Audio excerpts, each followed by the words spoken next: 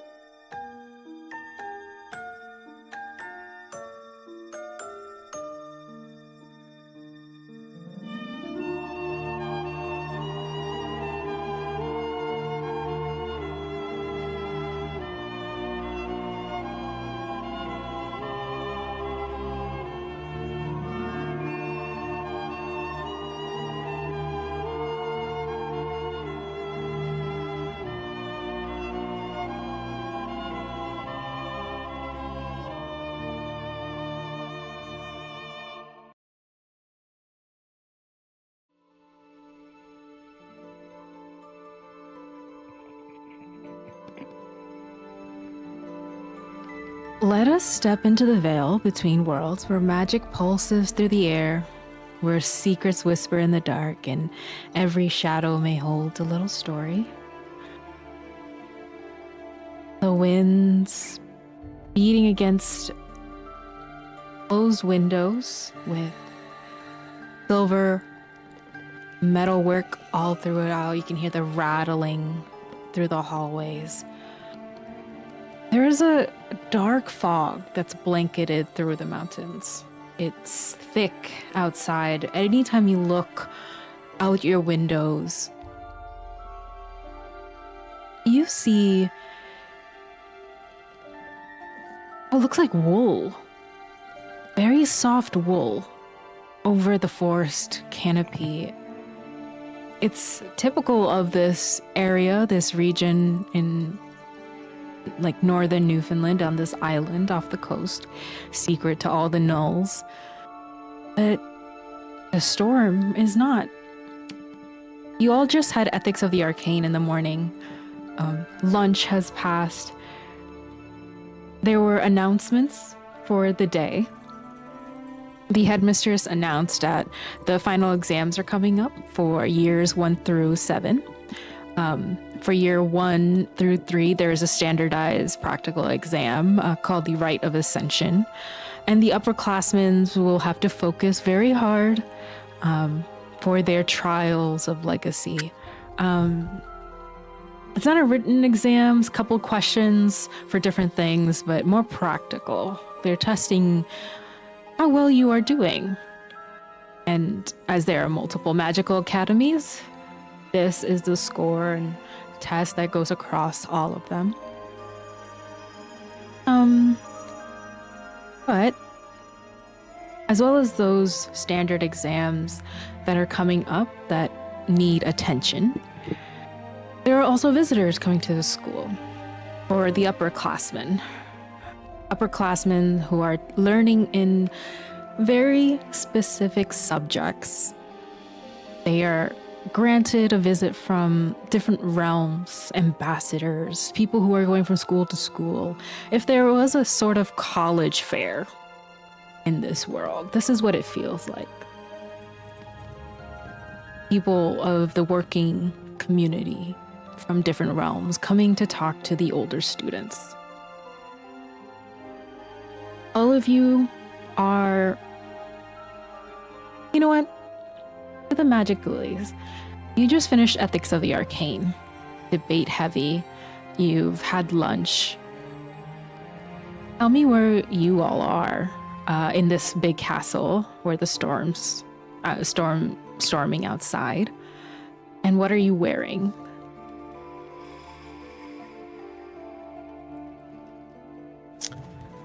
Quinn would be somewhere near a window, just hanging out with Kiko, like next to her, probably curled up on her. She was wearing some black tights, a distressed like black skirt, just a regular black tank top with a really sheer, like almost pearlescent purple, like trench coat with a jacket on. She just kind of just like has like a book over her face. She's like, this is the best way to read. This is the best way to read any book. You just let all of the information soak into you. That's the best way to do it. You see Kiko just push their face into the page for a second and then come out. You feel it? You feel the knowledge? No. Okay, I'll have to explain it to you later. Kiko, do it harder. Okay, and then like launch their head back onto the page, trying to like. No. Kiko's no, don't do that. I'll explain it to you later. It's probably harder for you to do it. It's okay. You're just lucky you don't have to take these tests. They kind of like shake their head, and you see like a glimmer of like the magical energy between you two as Familiar and Witch. before they kind of shake it off and like nodding to you. Their fur kind of gives a little static, and they kind of sneeze, and you see like a discharge of magical energy kind of go through. Are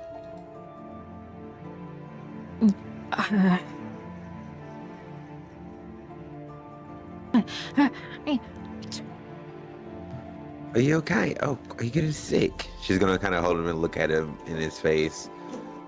Are you alright? Yeah. Never seen you do that before. My Kiko's fur is, and you just see like it's little static energy all throughout it. There's pressure.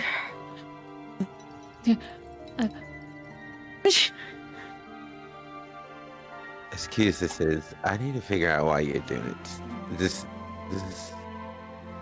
this because of the winter?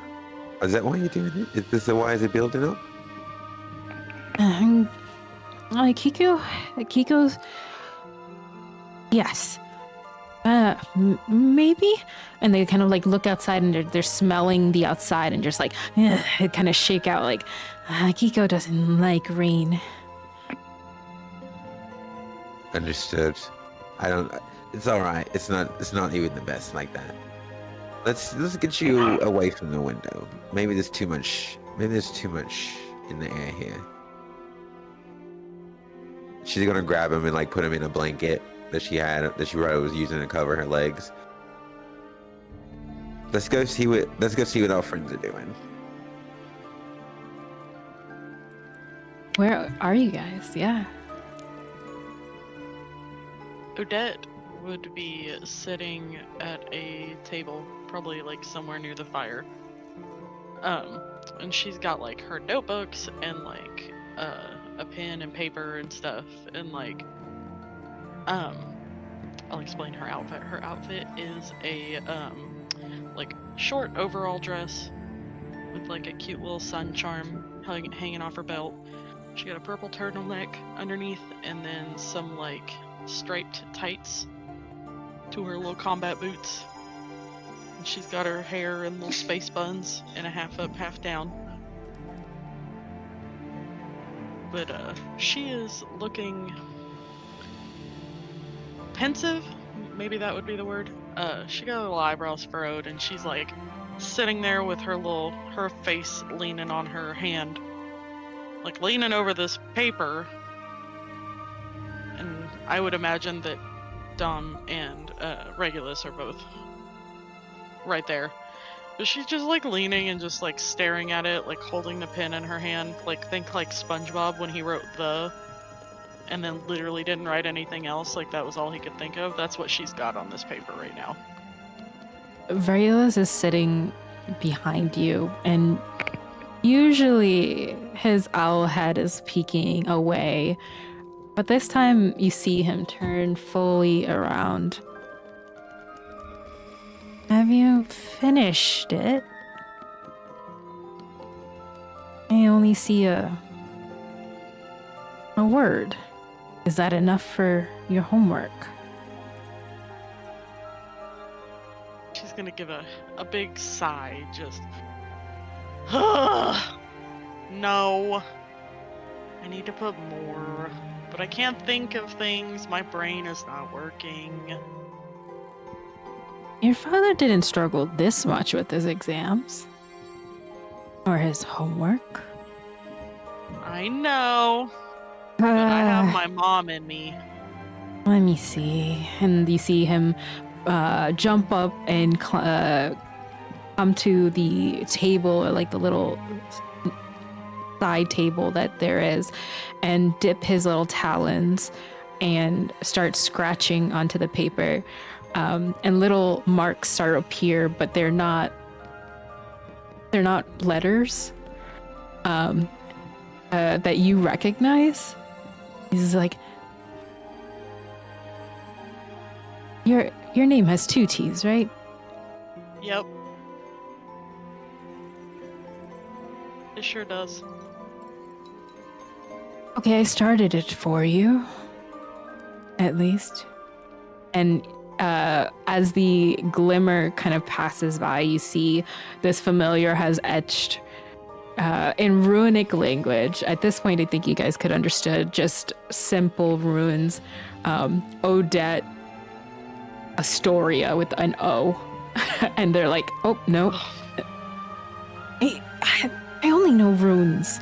And before that, Regulus kind of shakes off, and you have little bird claw marks on your paper Talon before marks. they kind of talon marks on your paper before they kind of go back to their chair and turn their head away, like as if they've done their best. Odette is gonna look directly at him and like try to do the creepy bird head tilt, and she's gonna go, "My dad didn't struggle in with this."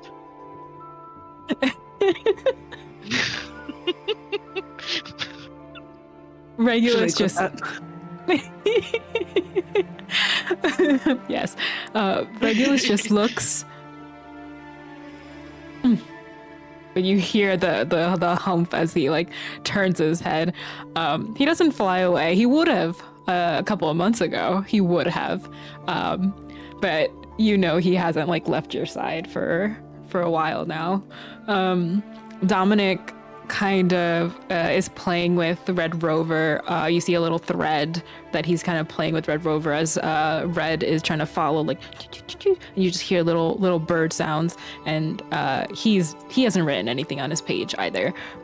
He has his name, not his full name, but he's like, you know when Rania's coming back? I am not sure. Honestly, she didn't give me a time. I feel like it will be so much easier to figure this out if I could just get some help. And as the camera's like going from them, where is Rania? Rania is standing at the front of the room, like with all of her books in her arms, looking for her friends. And she is wearing a cute like brown and blue shawl with a white undershirt and a brown tie. She's got her earth tones going on today, with like a tannish vest and brown capris with brown stockings and her brown combat boots. And she's looking around, and she would probably spot Odette and Dominic and head to that direction, but she can tell from the way that they're all interacting, they're like waiting for her, so she's like walking extremely slow because she's like, okay, here we go, time to go. And so she walks over to them and she's like, hey y'all, you looking for me? I thought I heard my name. Hey. Oh yeah. I don't know how to write essays for Professor Dawnseeker. Oh, goodness. Here we go again. Don't worry. I got you. What do you guys have so far? They look down and then look at Odette. Oh, yeah. We have an introduction. Okay. Read it to me. The Real. Okay. We got some work to do. I Scooch on also over. have my name in runic, but Yeah, you see an O that was marked out, like, Osteria. I'm gonna keep this forever, but It says Regulus wrote this. But it says Odette. Isn't it the cutest thing you've ever seen? It's adorable. How about y'all just scoot on over and I can put these books down and we can get started, because I think we're gonna be here a little while. She puts her books down between the two of them. They, like, Dominic, I'm guessing Quinn, this is when you come in as well.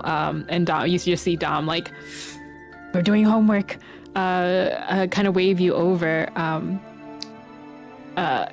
Cora, where are you in the castle after your class? Cora is stocking up on snacks. As per usual, she would be walking back from the general cafeteria area with bits of cereal just occasionally falling out of her pockets as she's moving down the hallways. And she would be munching on random pieces of, let's see, they had waffles that morning. So she had one waffle in one hand and another in another hand, and she would be heading towards the common area to where everybody else was.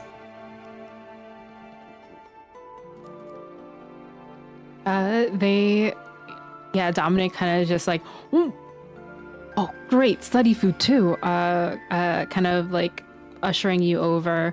Ozzy is kind of awake today, so they're kind of sitting right at the top of your braid. And sees like this passing spider web and like a fly that's kind of almost getting trapped as you kind of turn the corner and come in. And right before the fly gets into the web, Ozzy's like mouth opens and just nope and grabs it. Insert Yoshi noise. Honestly. Cora would snicker a little bit, continuing to move forward now that she and her best buddy had both had snacks. You see Red Rover on the table, the cardinal just kind of hooting, wanting to kind of talk to Ozzy. They are probably around the same size, and so anytime they're around each other, you can see them enjoying their conversation. So, or like kind of pulling Ozzy out of like a little trance. Like, you know, how if he's always sleeping, he wants to converse a little bit more, especially now with Red Rover. And they're kind of that golden retriever black cat kind of relationship where they're like, what is it? Or friendship where they have like Red Rover talks and Ozzy's the one who listens. But very much enjoy it. So Ozzy's slowly kind of creeping down your arm. Red's here. Oh, okay. I want to hear about their game that they're playing with Dominic. And they like get to the table, and everyone can see the red bird kind of moving their wings. A little couple feathers come out. Iko kind of like shakes a little bit. Seeing them getting all excited. Even little Sid is just like, I don't want to leave my trinkets, but Red's telling a funny story. Go have fun, silly. The little familiar kind of pokes his head out, and Cora, you can see them. All of you are familiar with Sid coming out of Rania's hair, and in his mouth is like a button, and is like,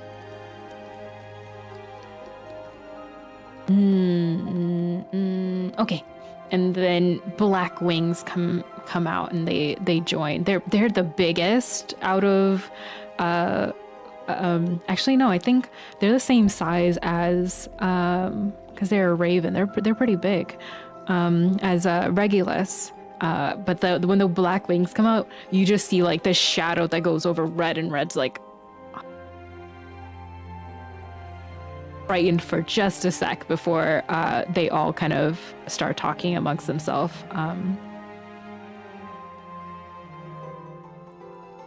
But before we continue, I'm going to say the camera goes towards like a little hallway, a little bit away, where someone is walking with Professor Midna Leomund. Amelia, after class, Professor Leomund, and like at least during one of your subtle mending classes, you've said that you wanted to fix up a broom. What is this broom? What does it look like? Where did it come from? She definitely is not of fancier means and able to just afford to go buy a broom. So she has taken one from Tamsin's cleaning closet. And it's literally just like a very plain brown broom with like older coarse bristles that have kind of been like shaped into that broom-esque shape. And she's brought it with her, and it's definitely missing a few and seen better days, but she is very excited about this. She's also wearing like a kind of a chunky, thick green sweater with black pants and like some black little boots and a little green stocking cap.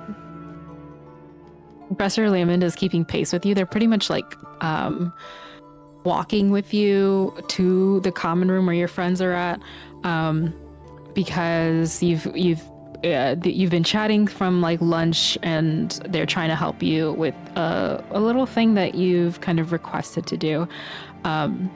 She has her hair pinned back in like her long robes, with her pangolin who's like kind of waddling behind her. She just whispers to Dojin for a bit, and you can see him kind of turn into this little ball and start maneuvering through the hallways like this, just like a ball, like a moving ball, with like scales on the back, as he goes forward without her to their chambers.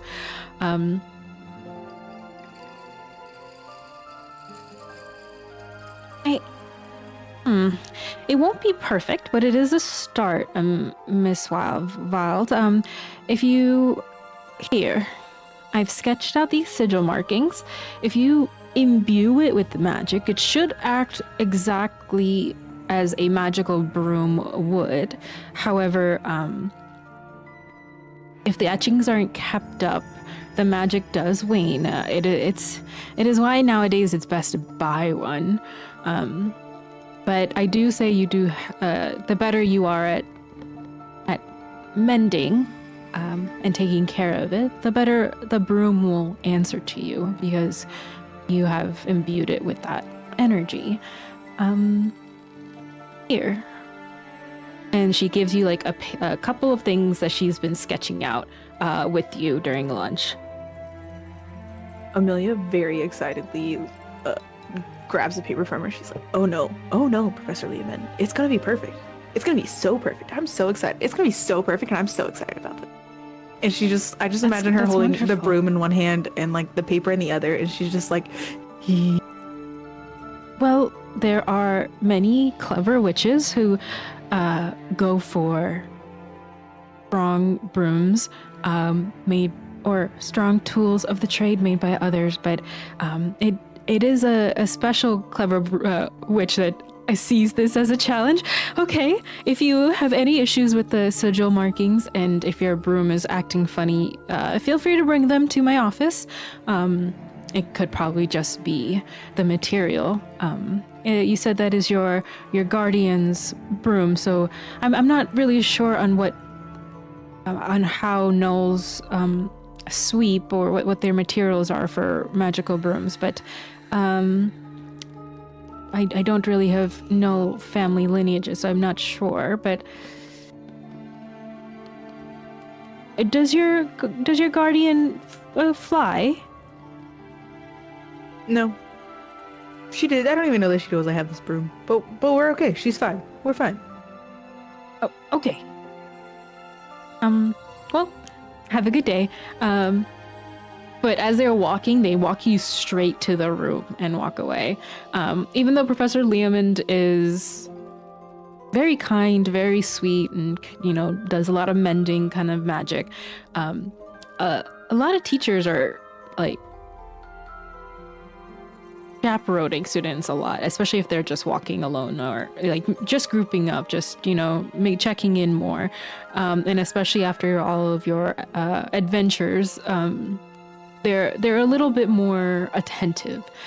So they kind of, you see Amelia walk in, Nyx behind, and Professor Leomund like, hello, everyone, and then put a scarf over their neck and walk away after waving. I've done it. I've done it. Well, I haven't done it yet, but I'm about to do it. I'm about to make a broom. It's going to fly. How well? We do not know. But it will fly.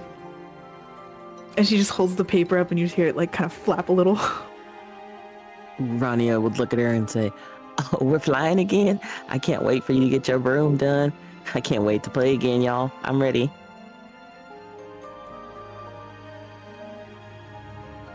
Dominic, You guys can keep your flying.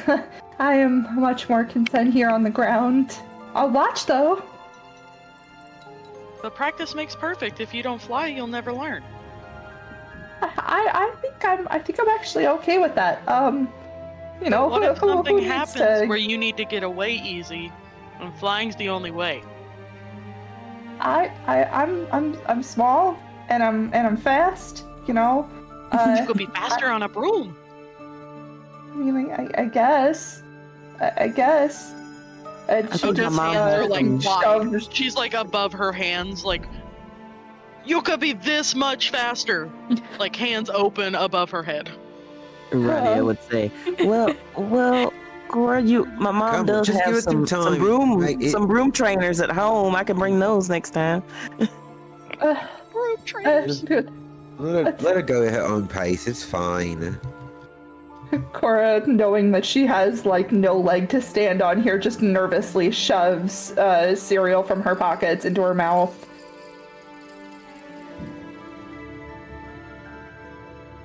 Dominic is like giggling to the side where they're like then look at when they looked at you, Amelia, they're just shaking their head like it's not gonna work. It's not gonna work. It's not. You're using a You just regular watch. broom to imbue magic in it. That's like I've never You have to seen it work. believe. You just have to believe. You just see Dominic's face like look at like this is your for everyone except for Odette, this is your friend's boyfriend who just like looked at everyone and they're sitting with you and kind of just like okay, I chose to be here, kind of like that kind of face. And like yeah, I can't win in this, like that already knowing where their place is in this group. Kind of say, oh, I believe, okay, you know what? Next time you go, we'll go out and we'll test it out with you. But let me make sure I know like a trampoline charm or something, just in case. Amelia gives him a very, very, Well, very aggressive side eye. well, Bombastic. it's true. Criminally it's true. bombastic. It's true. They just kind of set it back, like I'm just saying.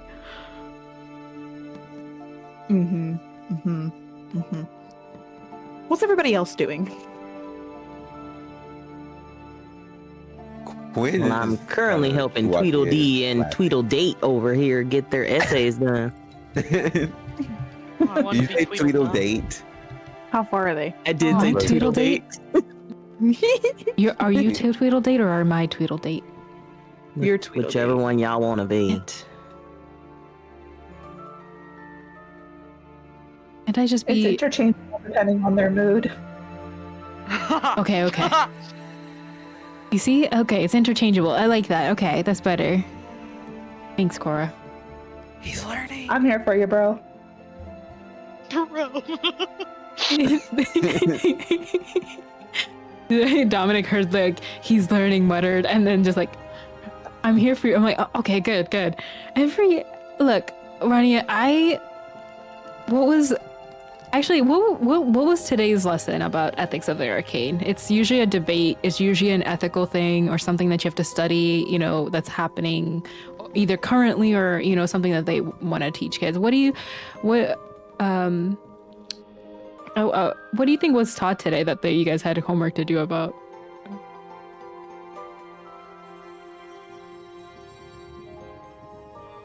I want to say something silly like the uses of magic in spoons versus the uses of magic in tea kettles.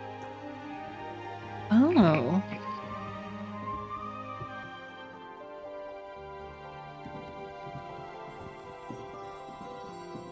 I'm so curious why.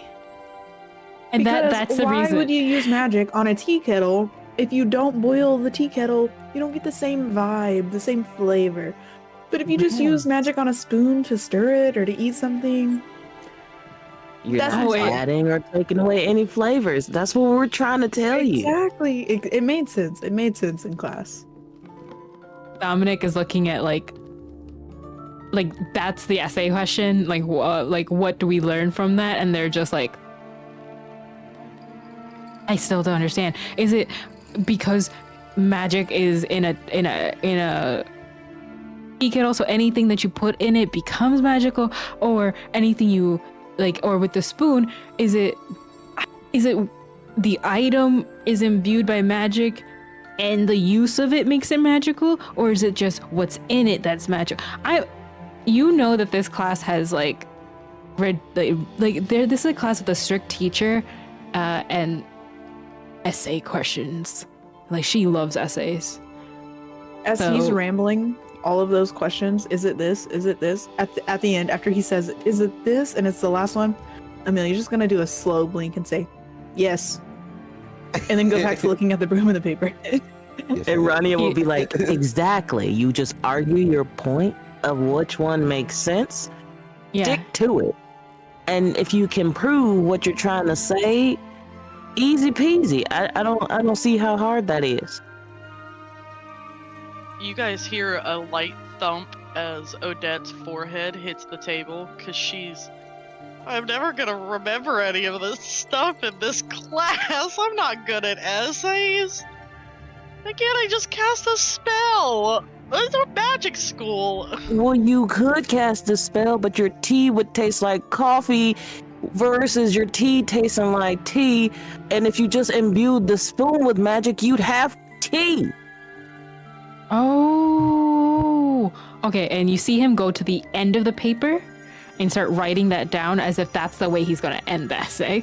But everything else is blank. So he's just like, I'm going to work backwards. He's like, gotta end everything else going to sound like tea. Okay. I get it. I get it. Okay. My dad says it's important. I don't believe it, but I think it helps us construct better arguments.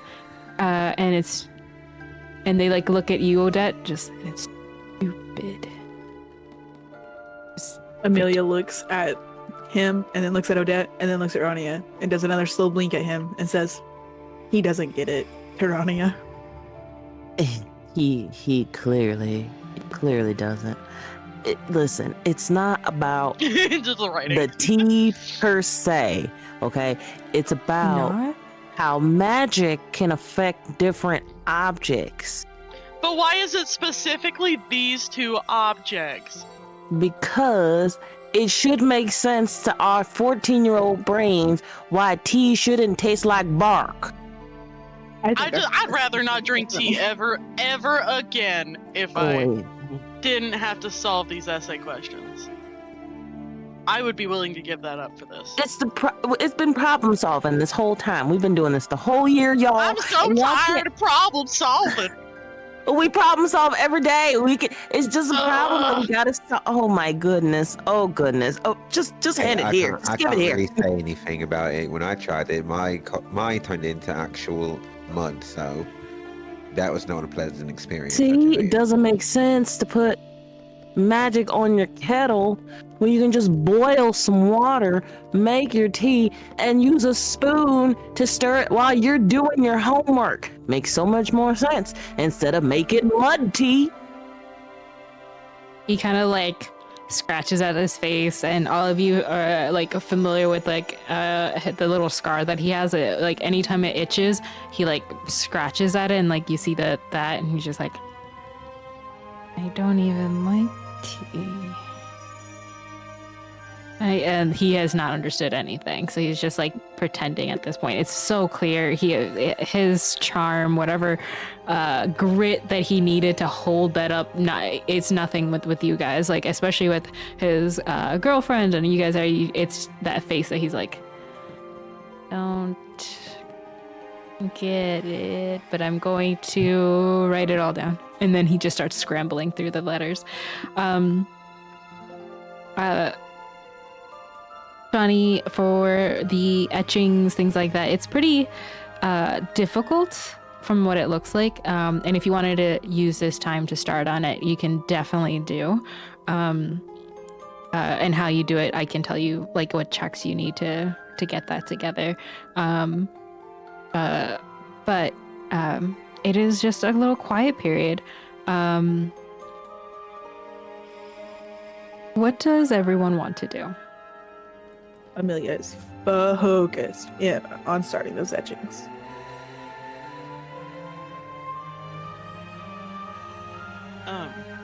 When everybody kind of starts like doing their things and like talking amongst themselves, Odette's gonna get her pen out and she's gonna slide the paper out from under the paper that Regulus wrote. She's gonna fold that up and put that in her pocket. She's never gonna get rid of that. But she's gonna start like just like halfway listening to them and halfway trying to write this letter back. And she's gonna start it by... What is the letter? The letter to the person that she got a letter from.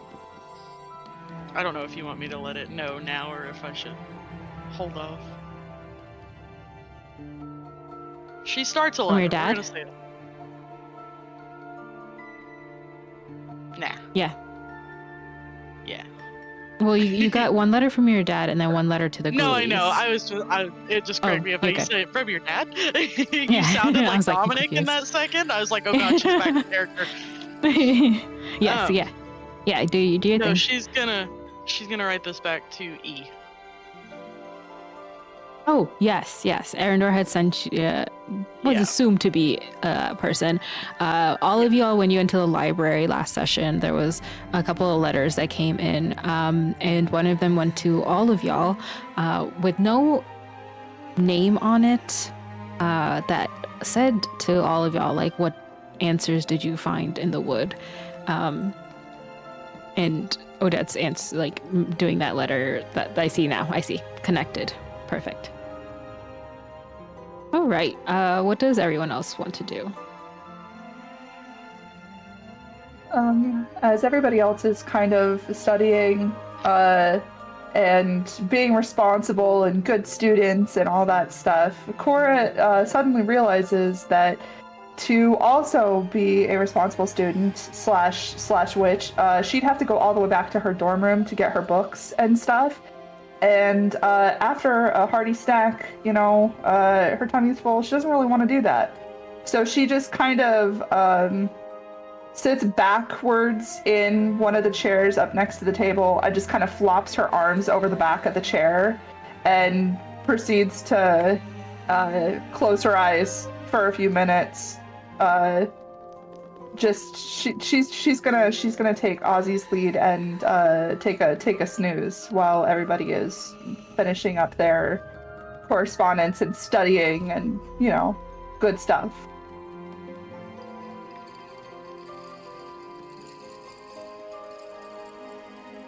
Ronnie is trying to still break down kindergarten style to Dominic the difference between a magic infused tea kettle and a magic infused spoon, and you can just see the frustration creep up her face of how she's like, how don't you understand?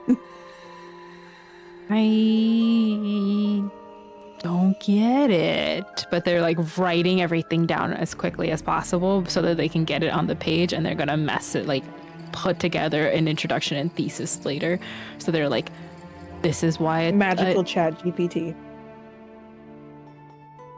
just putting it in the first sentence where they're like, oh, why don't I get it? Find reason here. And then they're just filling everything, and you see like bullet points, scratch marks with their quill. The ink is like smudged on their hand, and they like scratch their face. A little bit of ink is on their face, but they're fully attentive to what you're saying, Ronnie. They want to get this done, so they don't have to think about it until it's due. I get it. Okay.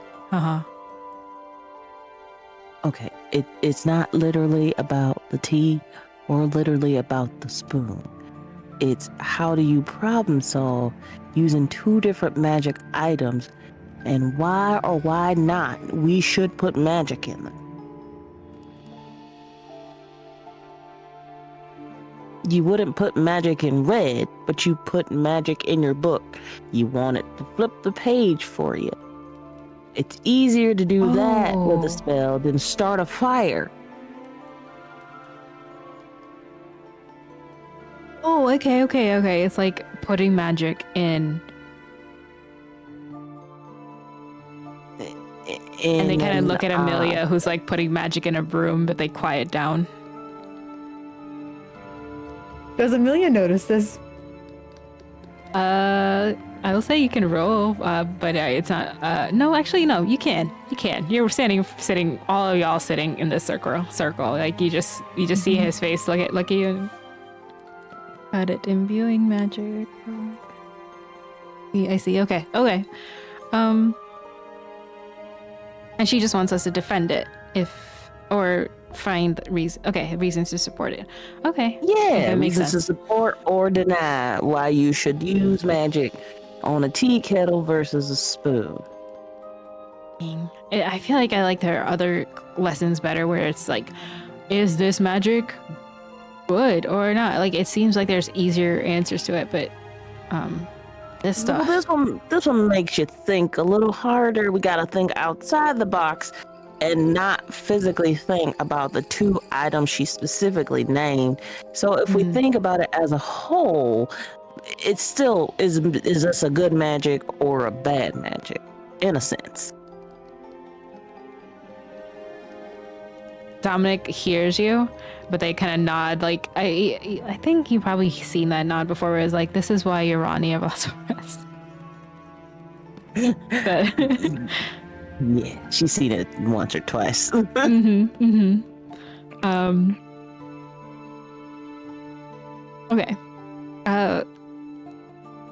When anything that you would want to do in this time? As everything's happening, Quinn's sitting there and she's following Cora's lead, and like she brought snacks for herself as well. But she has like this she pulls out this like cinnamon roll looking thing, but it's completely red.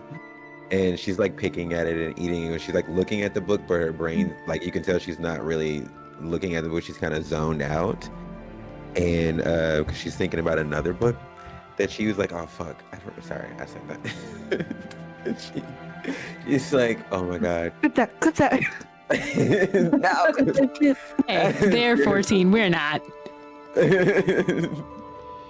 But yeah, she's like, I need to figure some things out. but to everyone else, like she's it just looks like she's staring into the book, just snacking.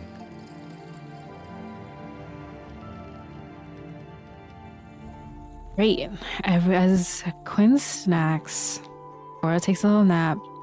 You hear the little scratching of a knife or a spoon or a tool that Amelia has in their trusty little bag on frail wood on an old broom. Scratchings of a quill and ink on paper, and an owl hooting as Odette finishes. Rania, you feel that familiar scratching of a note coming to you from a familiar book.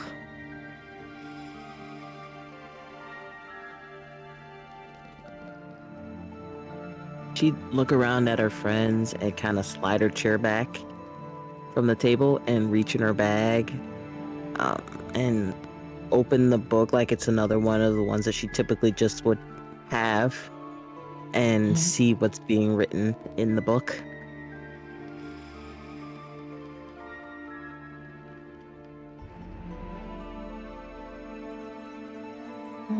It just like has like a waiting moment before it says, "Did you still wish to meet?"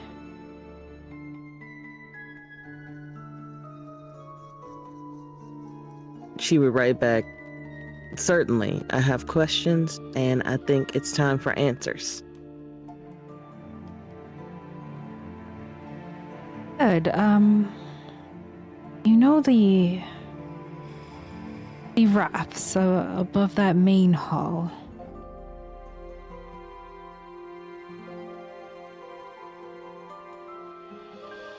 She would write, "Yes, ... I would say the only thing is, do you remember when you were following a teacher out, and the ghoulies were kind of following you, and you saw like rafts, like where the teachers' meeting was happening, and you saw a figure? Yes, I remember that. That is what will ping to you like immediately. The only place that would have those things in the castle, really. A lot of your classes are mostly underground or outside or something like that, and this is probably the tallest ceiling. So you just see a message come back. Great. I'm here now.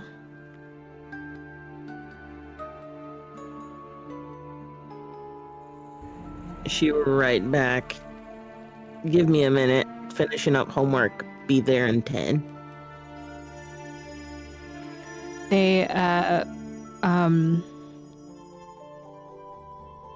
They kind of respond back, "Oh, well, studying is good for little witchlings."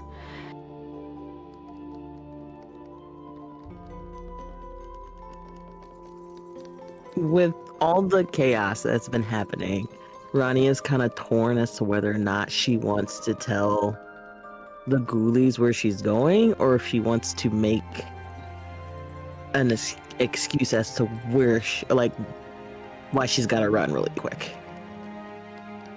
This is like above table. This is like an activity session. So every one of you guys can actually go like do certain things or talk to people, converse with things, or like Amelia is already doing something like that is their activity, and I'll like switch back to them soon. So there is that moment, but I don't want you guys to think like, oh, if you wanted to go with Rania, that can for sure still, like, you know, like if Rania did do that. But yeah, it's up to you guys, or up to you, Rania. So Rania, trying to win back her friend's trust, would kind of in a roundabout way say, "Hey y'all, I'll be back. I gotta go meet a friend whose face was beat in with a ball. I'll be back."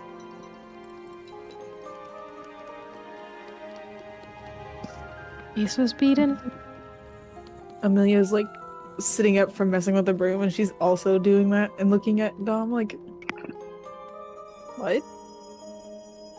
Yeah, wayward ball got thrown at their face, and I'm just gonna go check. I'm gonna roll to on see if them. Dom figures that out, because they were there. Amelia's pretty engrossed in the broom. She's gonna be like, oh, okay, I hope they're okay, and then she just goes right back to it. Or on the other hand, hearing this, her ears would wiggle a little bit. And after violating Rania's privacy the other day, she would be more than curious to see what Rania and Zayden were going to talk about. So she'd lift her head out of her napping position and look up and be like, "Oh, is this like a private, you two gonna go KISSING kind of thing? Or OMG, is this a thing bruh. that, maybe, I could go with you too?" Listen, there will be no KISSING, I can guarantee you. But I don't know how much of this conversation will be private. You can come, but yeah, I don't know if he'll answer everything or talk to me. But you can come if you want. Go and watch him kiss. Does she say that like Yeah. actually? Okay. Yeah, she's still laying on her hand, just looks up at both of you and goes, heh, to go watch him kiss. Oh my goodness, I can't with y'all. Well, I mean, with entertainment like that, how could I go wrong? And she'd sit up from her chair and be like, yeah, no, I mean, if you don't mind, I definitely go with you. Sure, let's go see if our friend is okay.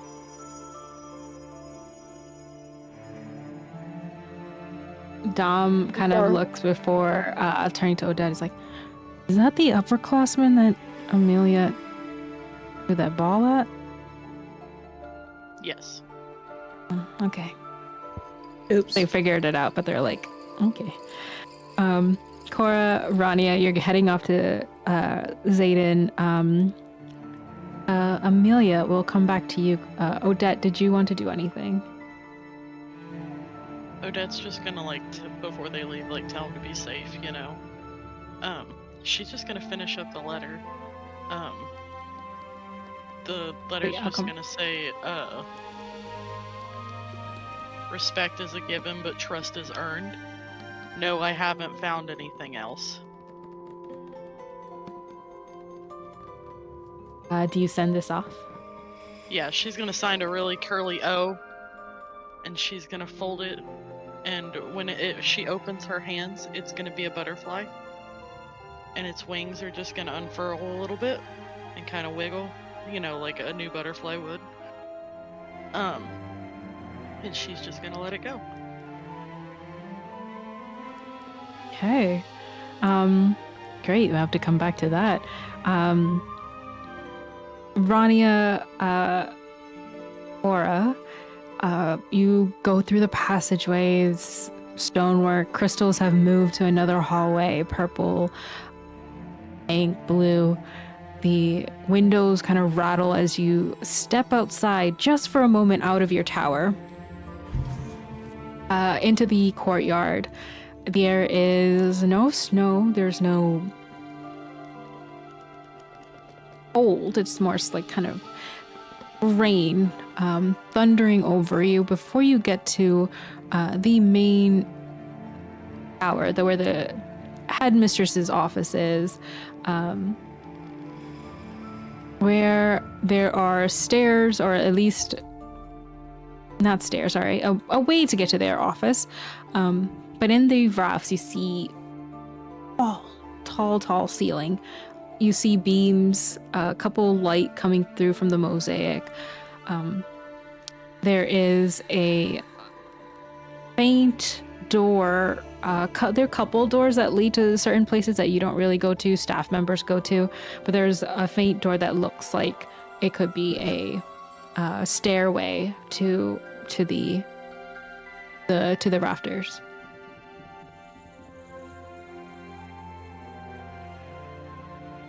Rania's gonna look around and look back at Cora and say, I think we have to go up the stairs, so let's go this way. Cora would nod and follow. So, do you know exactly where we're going? Or is this just sort of a we'll find him when we find him sort of situation? Kind of the latter. Sometimes he likes to jump scare me and think it's funny, and yeah. Sounds real mature. You can say that. Yeah, he's kind of maturely immature sometimes. Wise beyond his years, but really kind of stupid. The stairwell upstairs, like to this, is so rickety. It is basement stairs, attic stairs. If you've seen them, they're not finished. They're creaky. The nails are at the ends, not like where you're walking, are a little wonky as they were hammered in. You're going into kind of the parts of the castle that even staff members don't really need to check in on. This is just a hideaway, practically. But you come to this. It looks like an attic of a cathedral. So there is a beautiful mosaic on the ceiling, the window, the lights coming in, and you can hear the storm outside kind of hitting the window, and the light that's crashing in. You can hear the it looks like it's reflecting the light like in flashes. Dusty floor, couple of crates in the corners. You see a couple portraits put away. They're in front of their portraits where their name is. You see a couple of familiar knobs, like the whole hall of portraits, where you can turn them on and they'll move. And there are pedestals, podiums, like some random stuff. It's not the storage room, but some things are kept here. Very not used things.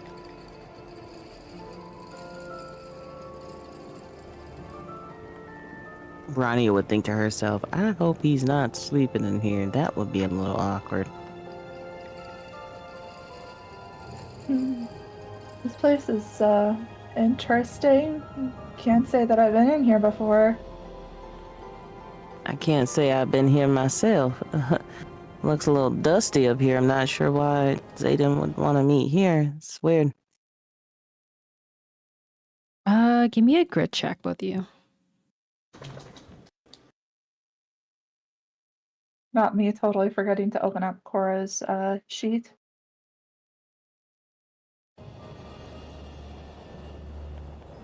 Exploding. Oh, please roll again. That is a 11. Right.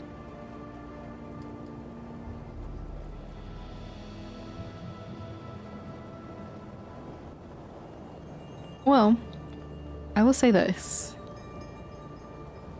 You hear the creak first. The shifting of lighting, there's not a lot of light to begin with, so the shadow too. If they were trying to sneak up on you and give you a little bit of a scare, it's like seeing something happen before it does. You hear Zayden's voice being like, boo! If, too quickly. They haven't crept up close enough to do so. As they attempt to try to scare you. He would turn in his direction and go, ha ha, very funny. I tried. Oh, little witchling. And they look over to Cora. I didn't know you'd hi. be coming. Hello. Yeah. I'm just full of surprises today. Yeah, Yes. we were studying together, and I asked her if she wanted to come along, and she said yeah, so. And how did the studying go for you, witchlings?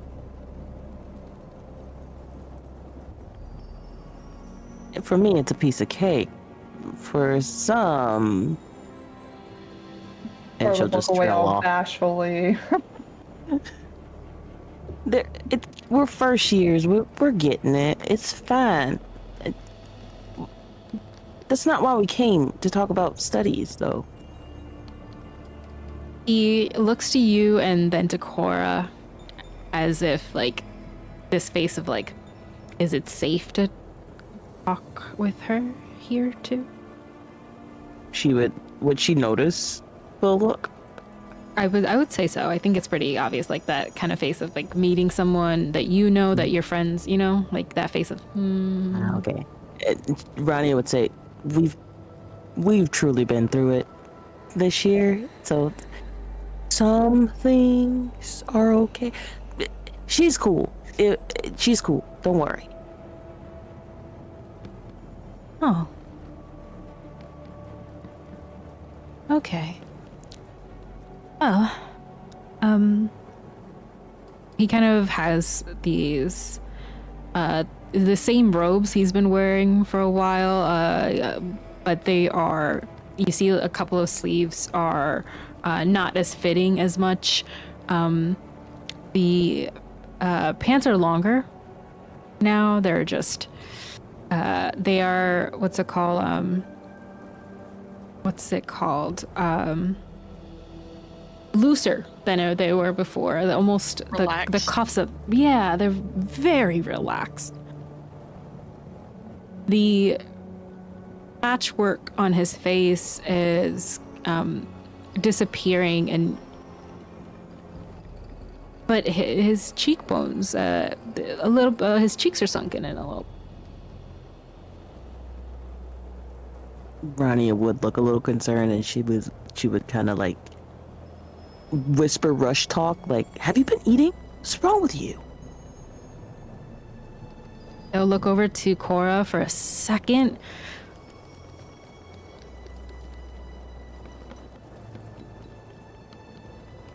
Eating when I can.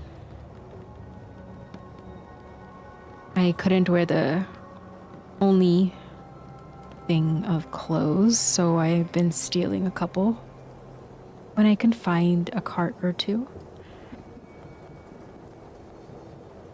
They've boarded up a couple of rooms because of a fire, so it's kind of harder to get clothes that fit, so... At the mention of the fire, she kind of would look down and be like, okay, I'll talk to Quinn. We'll see what we can get you. I'll get it today. So, and then she'll look at Cora and say, do you have any snacks by chance? And she would rummage through her pockets. Alas, her cereal pockets are now empty. She would check in her inside jacket pocket for any leftover candy bars or crackers or anything of that sort. And finding those completely empty, she would try her fail-safe of the little knapsack that she had tied underneath her coat. And in there, she'd find exactly one half of one of the cookies that they had had from last night's dinner. And she would pull that out, like, here, yeah, I got something. He sees it, instantly kind of grabs it from your hand and just starts eating at it, like in his hands, the crumbs like going into them, and he's not like even letting them go. He's just like licking his palm.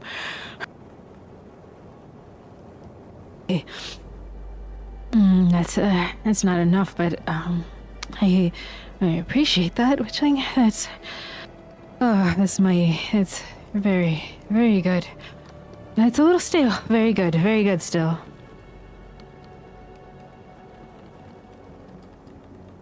You two have, I've, at least it's known you and your little friends have been a little busy.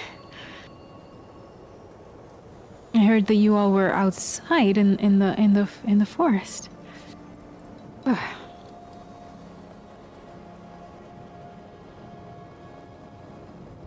Rania would look at Cora and look back at Zayden and first be in awe of how many snack pockets Cora actually has. Secondly, kind of jaw on the floor when Zayden like devours this cookie to make a mental note to bring him food as well. And then the full embarrassment of everyone knowing they were caught outside. And she would look up at him and say, yeah, about that. It's not like we meant to be in the forest. It just happened that way. Yeah, it's a little chilly up here. You've been up here this whole time? Well, as long as you were okay. Little witchlings in a forest. As magical as that one, that's...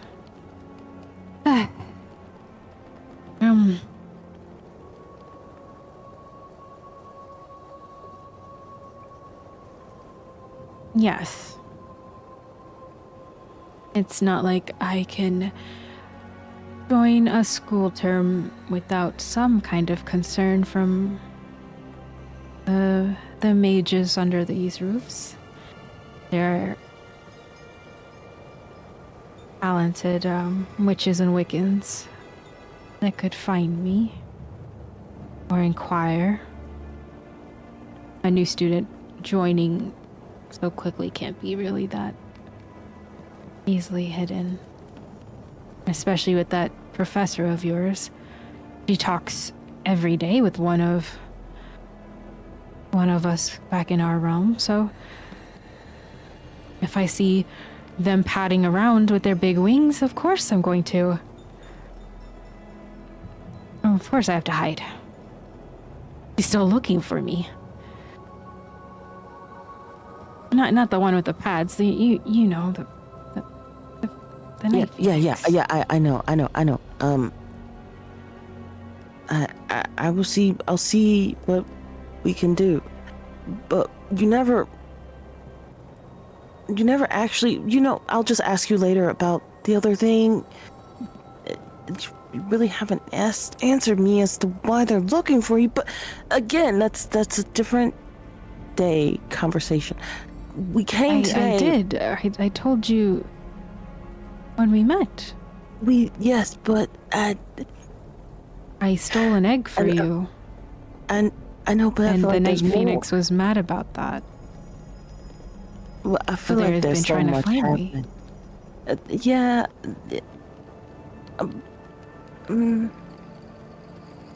Aside from that, there's other things that are happening here that we don't know about, and we just wanted to And know you if you think I knew would know? anything. Well, maybe. Is that what you were asking about before? Asking about before? What are you talking about?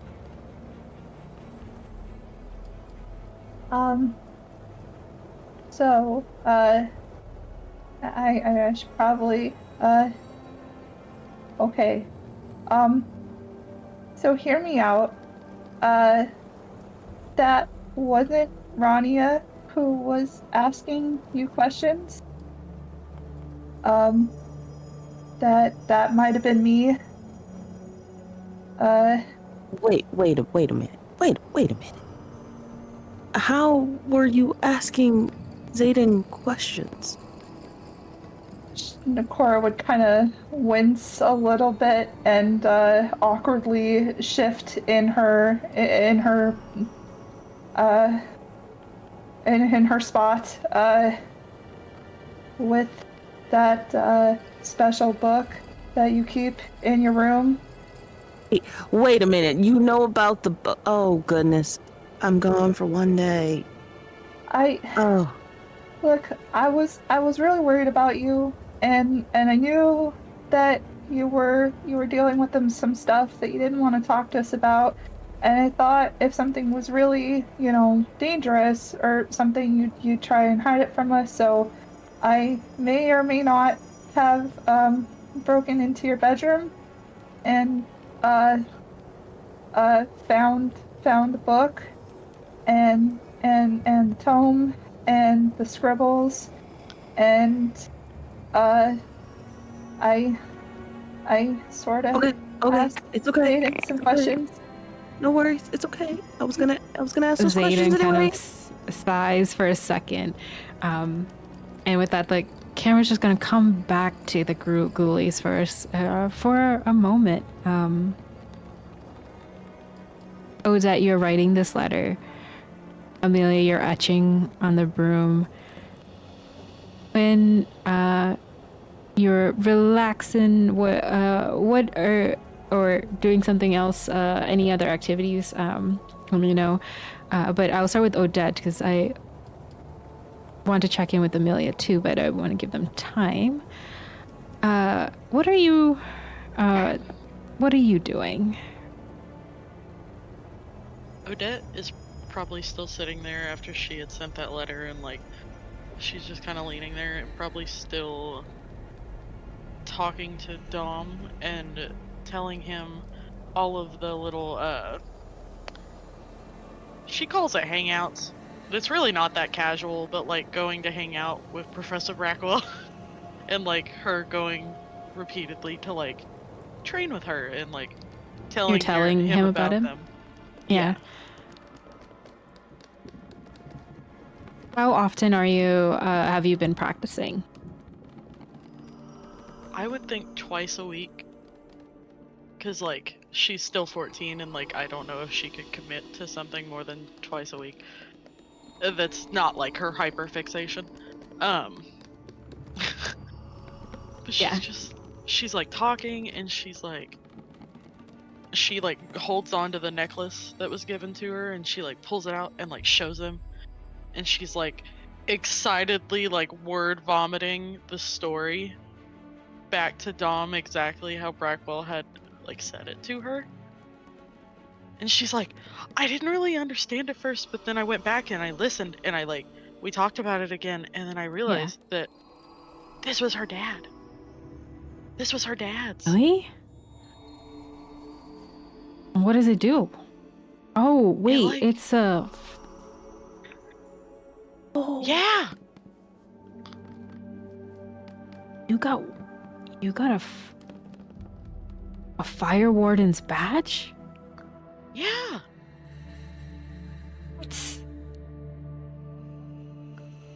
You know how she said that it rare would help that is? Protect... I didn't until I left.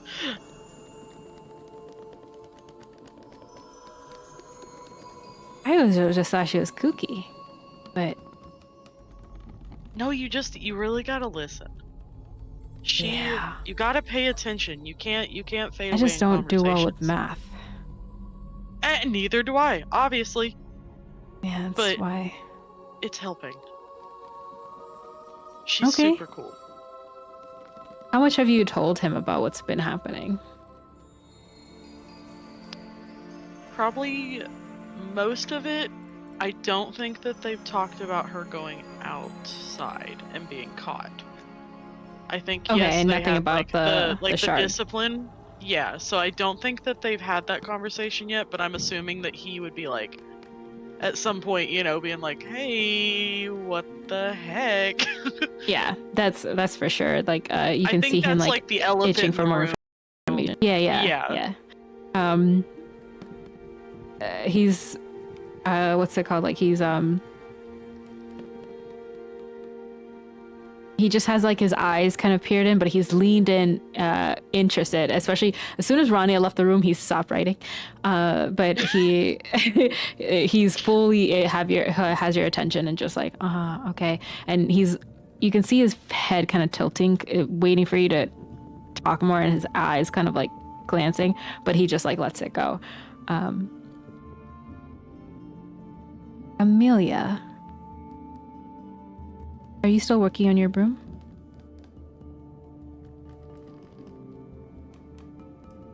They are.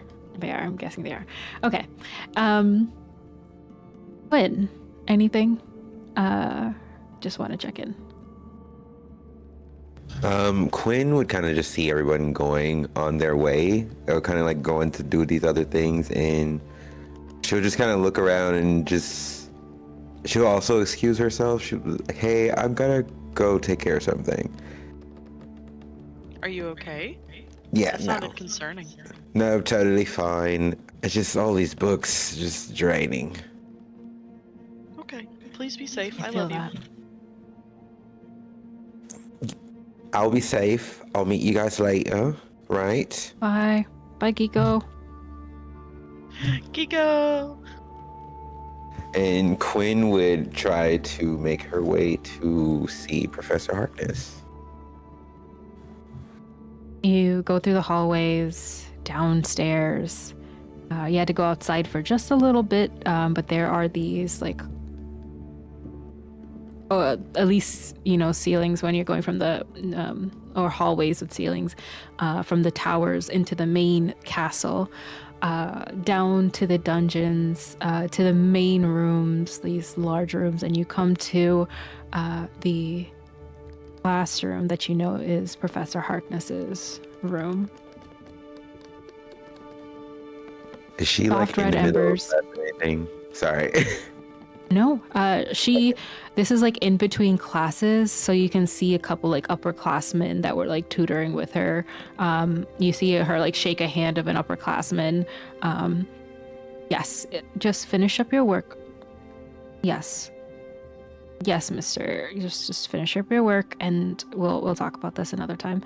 And you see another like classmate of yours, Leo, who's like coming out. He has a Sphinx cat. That is Amon, who kind of walks around all of you, and Leo just kind of waves at you around. He's clearly not doing well in this class, so he kind of skips around, was doing extra hours. But yeah, it's a big classroom, very, very big, very red color. Like at this point, she would be alone. She's just mingling, I guess. Okay. Quinn would wait until everyone kind of dispersed before going over to her. Excuse me, Professor Harkness. Oh, welcome, Miss Kistel. How may I help you? So sorry to bother. But I had a few questions, if you don't mind, indulging the mind of the youth. Well, I'm guessing that's what Professor 𝐌𝐻𝑀 hired me for. I guess I could give it a try. I don't know. And kind of sarcastically comes over, waves their wand. From their desk is way past, but they come to the front and they pull like a couple of chairs to one of the student tables. Oh, I've got to learn how you do that. That was so cool. Well, we were in class the other day and we were talking about deals and things with demons. Remember? I mean, of course you remember, but yeah.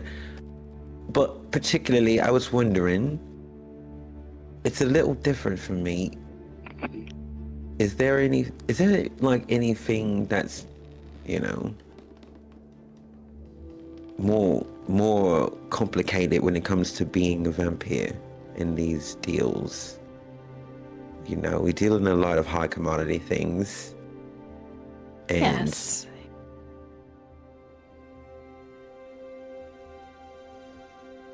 so You are yeah, an envoy, so magic flows through you, and you might have certain abilities or things that could be of interest. I think I would never. I wouldn't put that in a contract with anyone from, and with anyone, even if they're from the demonic realm or not, as long as it's ironclad. But,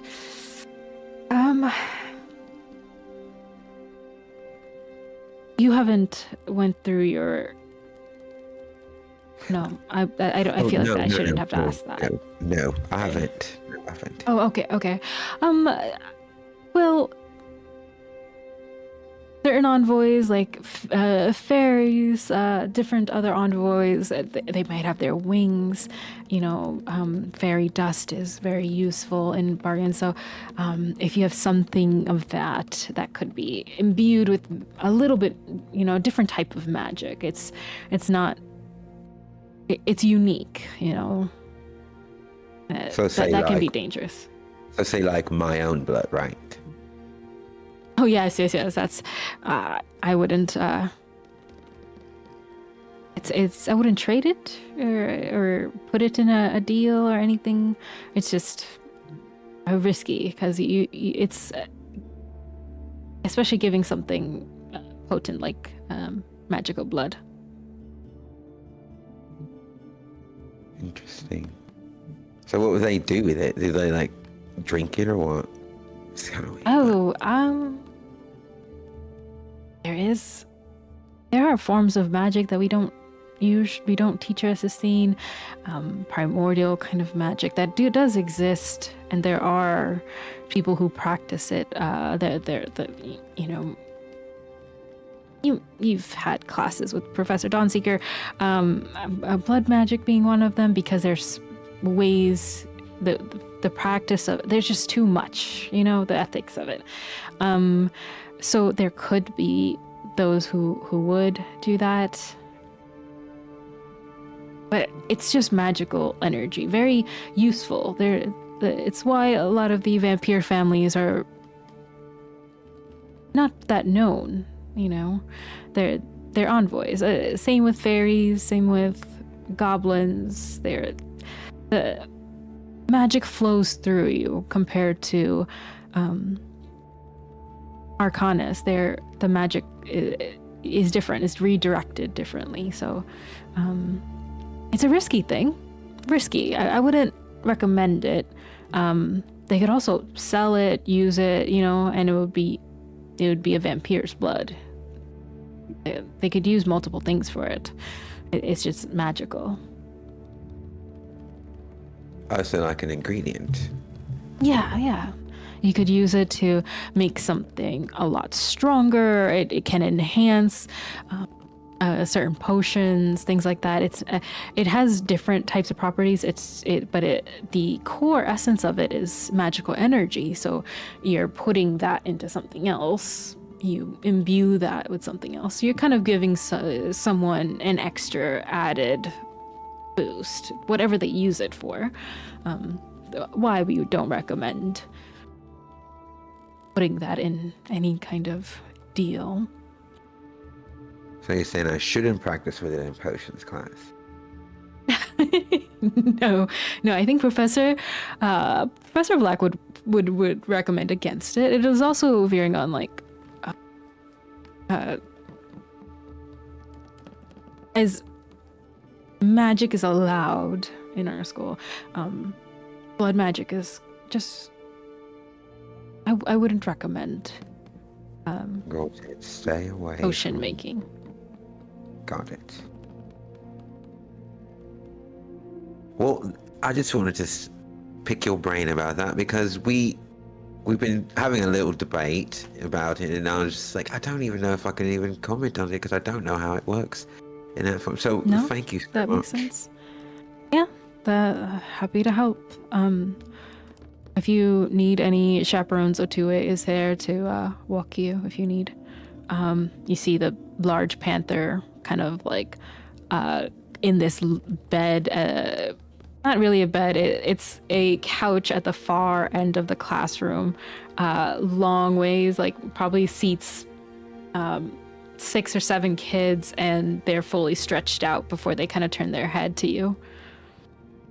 Oh, I wouldn't dare disturb him. Also, I don't want Kiko to get super excited. He loves playing with the Of course. However, I'll let her just I'll let them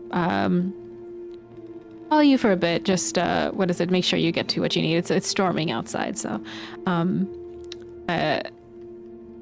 would you want to do that 𝙀𝐻𝐿? And 𝙀𝐻𝐿 like turns their head, and for the first time you see them like really nestled in, like this is their favorite time to sleep. And then Professor Harkness says, actually, yeah, okay, be safe. If you have any more questions, let me know. And be safe on your deals. Do what I do.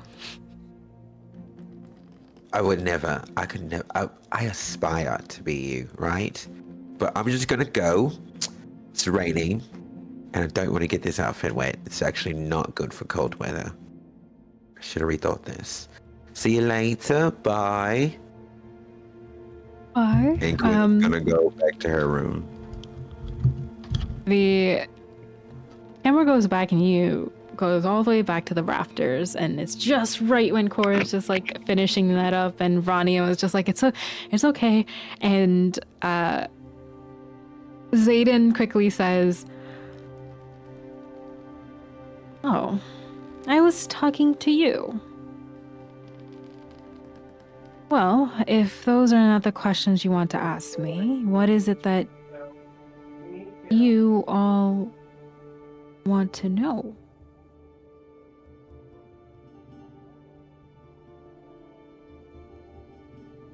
Well, if Cora used the questions that I wrote down and then scribbled out and then wrote again, then I guess some of my questions were answered. I don't really know. Cora, what exactly happened? Walk me through it here. Found piece of paper.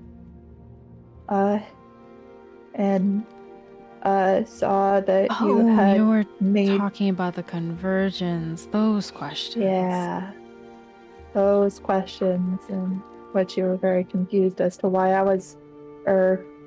Rania was asking those questions, but it wasn't Rania. And then I got nervous and I slammed the book and I ran away really, really fast.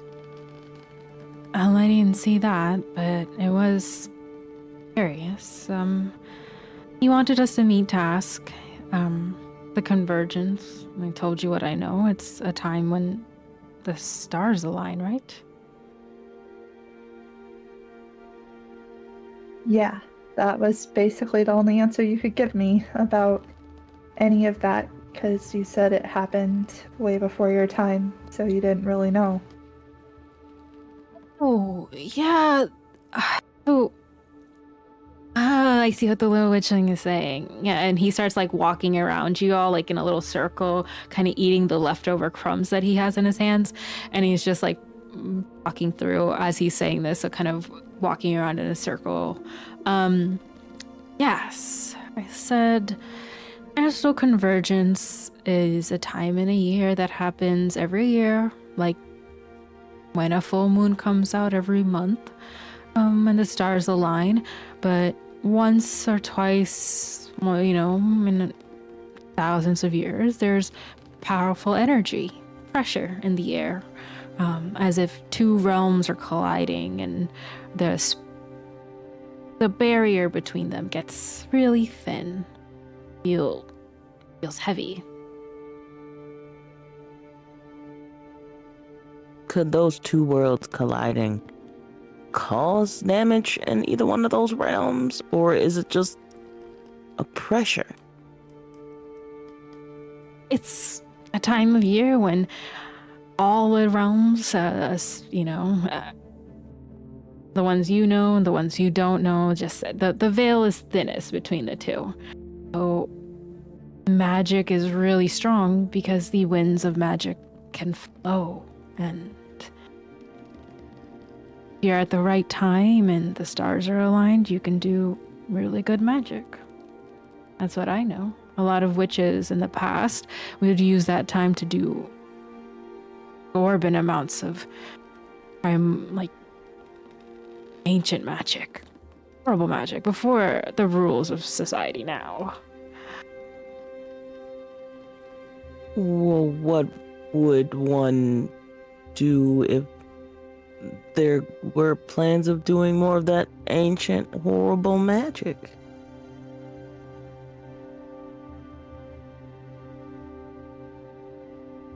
Are you planning to do horrible magic, Witchling?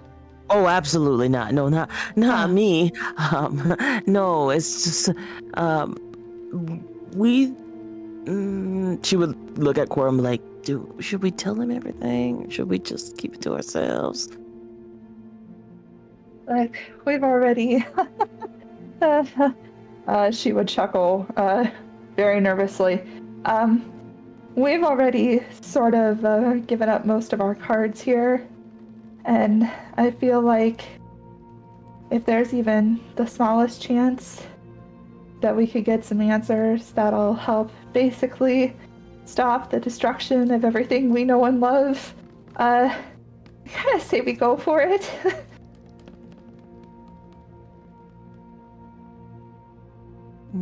She would mutter to herself, we haven't shown all of our cards, but okay, so Zayden, the reason we were in the forest was we got chased by this creepy monster and we found this old crypt, and in the crypt we found a relic, and then we were told that we are the saviors? Is that the right word, Cora? I feel like I'm mixing up my words here. Oh. Saviors is pretty darn close. The chosen ones, perhaps. Yeah, so these two ancient sisters, the ones that started our school, well, yeah, one of them's talking about coming back, and there's been some weirdness about other professors and people outside the school attempting to break the veil so that weird ancient magic can destroy. I think that's the best way to put it. Basically, if we don't stop this calamity, the school and everyone in it goes, and then she would like mimic like a little explosion and go, and that would include you, my friend, since you're here with us.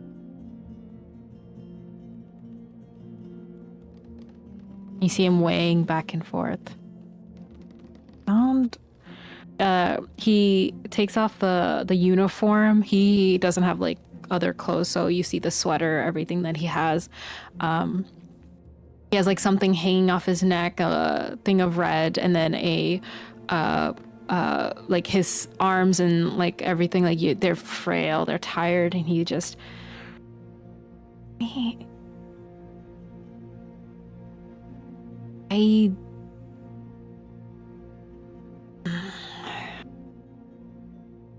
I don't know a lot of things of this world, but if something big and horrible magic, as you say, witchling, was done years ago, that could make sense why I feel the pressure when I came into the world.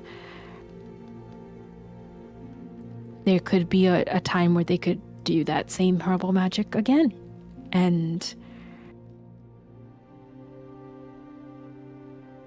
if old forces have noted you as saviors, chosen ones, that's a... Oh, you just went into some ruins, you said, and he has this face of like, wow, that's so cool, like that's so easily done. Is this how it works in this world? You go to a cool place and get a cool name like this. Well, you almost die in a fire, and you almost die by a demon, and you almost die by... but that's the point. But, you said this is easily done. How so? Oh, because the magic is in the air, so if you have enough witches or people who can cast magic, and they cast one of your little circles, like, that you do, and they time it, right? Yeah, you said there were people interested in doing it. Are you... Wait, do you mean the circles... What kind of circles? like a protection circle? Yeah, the magic circles you do. Well, we do circles for different things, like a summoning circle, a banishing circle, a protection circle. Just trying to feel talking about protecting the school. From what? What are you protecting from? It's something I'm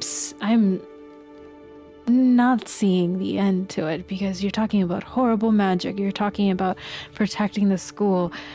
What are we protecting from?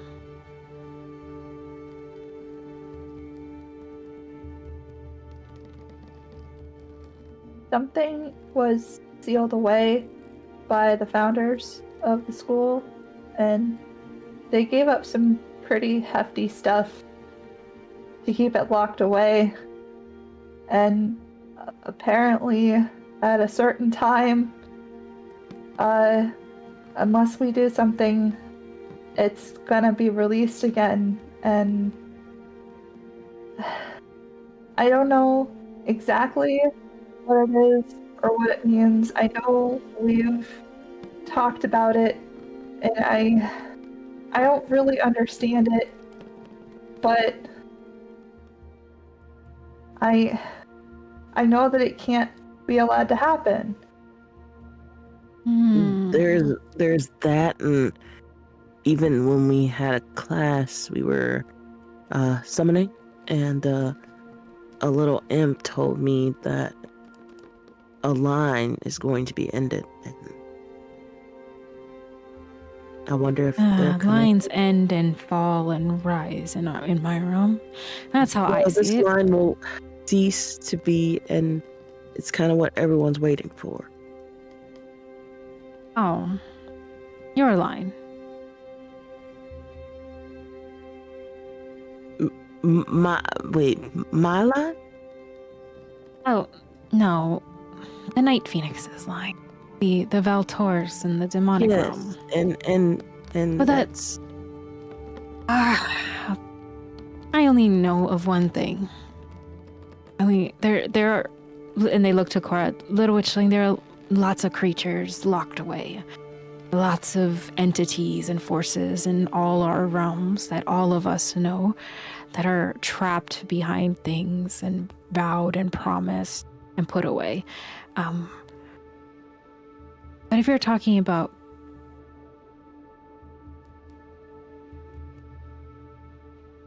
the Lich Lord, the Hester, the evil that is to come, yes, I can understand your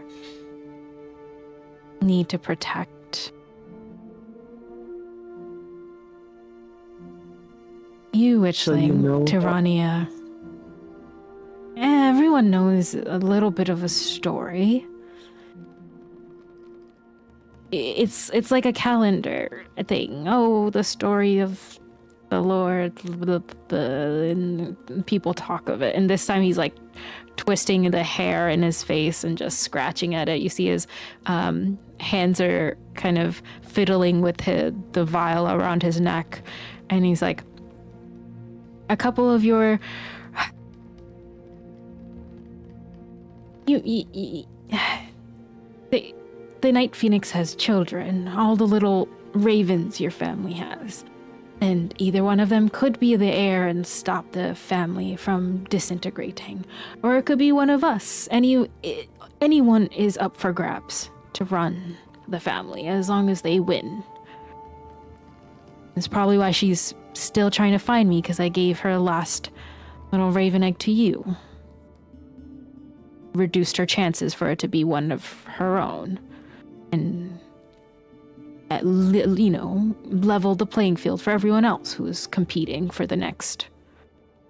for the open spot. I know that some people are interested. They always are. They're interested in, if this gnarly old magic comes back, and if you are nice to this gnarly old magic, maybe they will give them a present of more. I feel like a couple of families in that realm would be too happy to accept that. I think all I have are the ships. But I gotta repackage it and stuff. Well, okay, so we do have to protect the school from this ancient magic. And have you seen it before? And can you help us figure out what we need to do? Because we don't want all out war. You know, that would be kind of chaotic for just one day. Like, I don't know what to do. Helping, I've given you one free pass. Helping has never been my language. We do not grow to survive by helping. Well, Unless there's think of it something this else way, to it's- offer. I mean, what we can offer is you don't get destroyed along with us. You're here. You're intertwined with this school now. If it gets destroyed and we get destroyed, guess who's going with us, bucko? It's true. He starts like pacing, turning back to you. He's like, ever since I came into this room, I thought I would have a couple of friends join me and help me. The last message I sent from someone I trust said that they sent someone annoyingly obtuse that says that they would protect me from her and her little minions. I suspected that foul git that you call it already to be helpful, but I haven't had the courage to even figure that out. And they're kind of playing with the vial around. They're like, well, maybe we can help you. And she kind of looks nervously back at Cora. But I know my friends will have questions, and there are some that may be answered. But I know... Yeah, one of your other friends asked me enough questions. I still owe one more from them. And they gave me a little bit of, I guess, breathing room. And when they're playing with the vial, there's like that I could use as a bargaining chip if I get caught. And maybe get back into her good graces if I can survive out here long enough. So I guess helping you does bide me time until she finally finds me. We could help you too. We can get you food, and I think we know a way we can keep a certain individual here from finding you, without you living in a cold, rainy attic, and looking like skin and bones. Help us help you?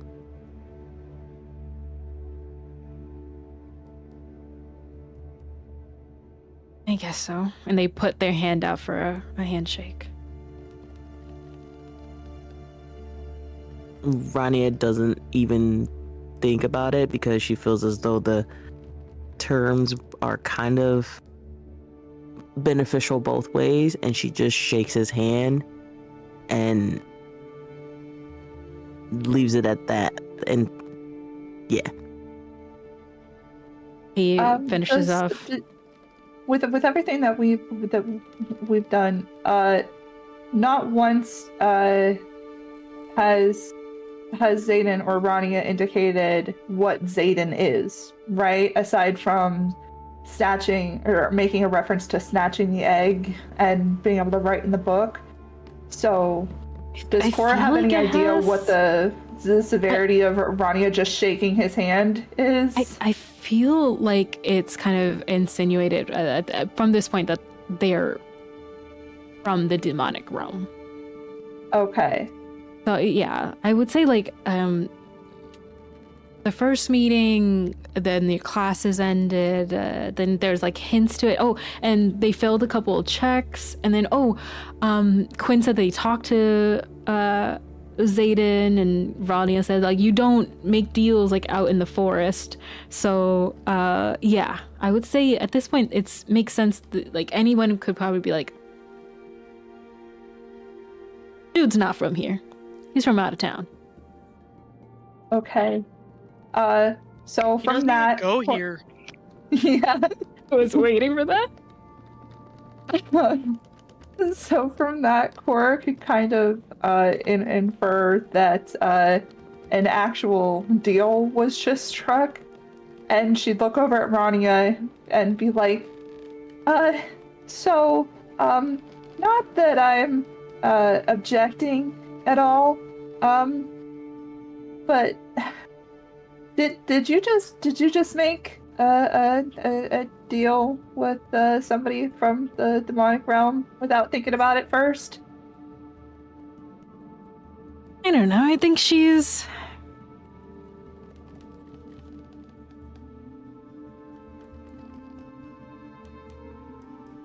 Rania would look at Cora and say, Not her first. I have made multiple deals with Zayden. Oh, okay then. Well, you're in one piece. So I guess, Yeah. oh. Well, Yeah. okay. I think when we meet back up with the ghoulies, we should probably have a little chat about a Great. couple of things. Help you to help me, and they finish off the handshake, and as it breaks, you see the wisp of red goldish magic kind of come from the handshake. He kind of sighs, sits down on like a box crate, smiles at both of you. But in his face is not like, oh, I've gotten another deal. It's just anxiety across his face. And you can see him kind of like tipping his toe, tipping his toes, tapping his toes.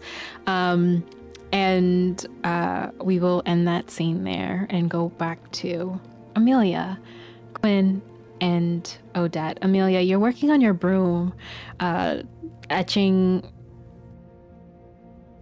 the sigils in.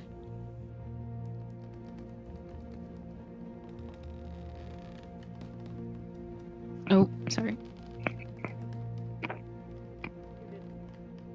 I imagine she's just been sitting this whole time, just very carefully carving every sigil into the broom. The instructions have sigils and a short like runic incantation at the bottom that you have to do with your wand. You can give me a charm roll or a brains check for this mending.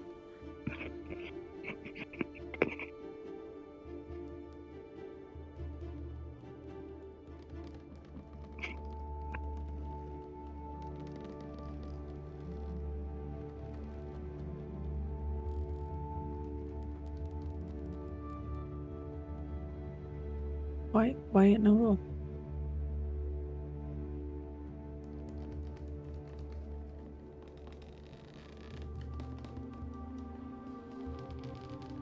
Oh, I see a 7.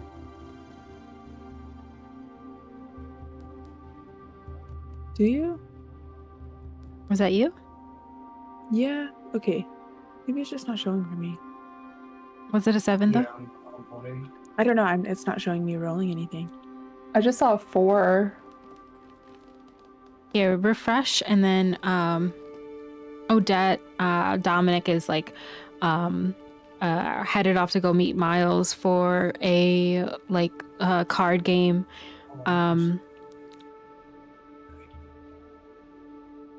Yeah, you tell me what the broom looks like and feels like coming like the energy and personality be with that role. Okay. Stuck there now. So Amelia just carves that last little etching into it, and she says, "Okay, I think that's it. I think that's done." And she kind of sets the broom down on a table and steps back. She's just like admiring her work, and she's like, "All right, She cracks her knuckles and she's like, now time for the real fun.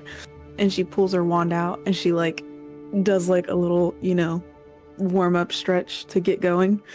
And as she says the incantation and like waves her wand over the broom, it just kind of, I don't want to say like vibrates, but you can kind of feel the vibrations in it of like the magic just coming into it. And I imagine just like a green and like silverish magic kind of wrapping and swirling around the broom handle as like the magic imbues into it. It wraps around, it radiates the room for a second, just this whoosh. Quinn, you can feel it in your hair. Odette, the ink that hasn't dried yet kind of blows away the little blob of what's it called?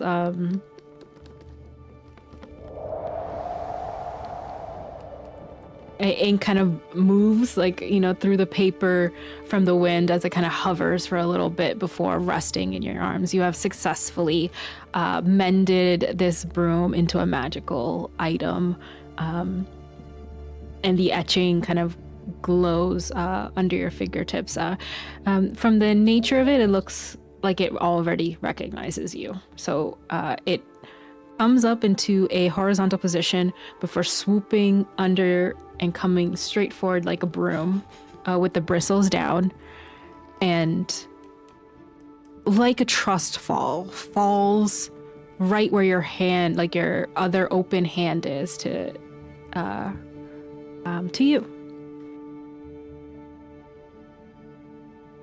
I imagine she was facing away from everybody whenever she like it fell into her hand, so she just has it in her hand and she just turns around and she's like, where's he at?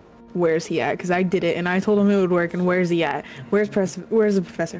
Where is everybody? What's happening? What did I miss? What's going on right now? She's just been so focused, she has no idea where everybody is. Where's Cora? Where's Rania? What's happening?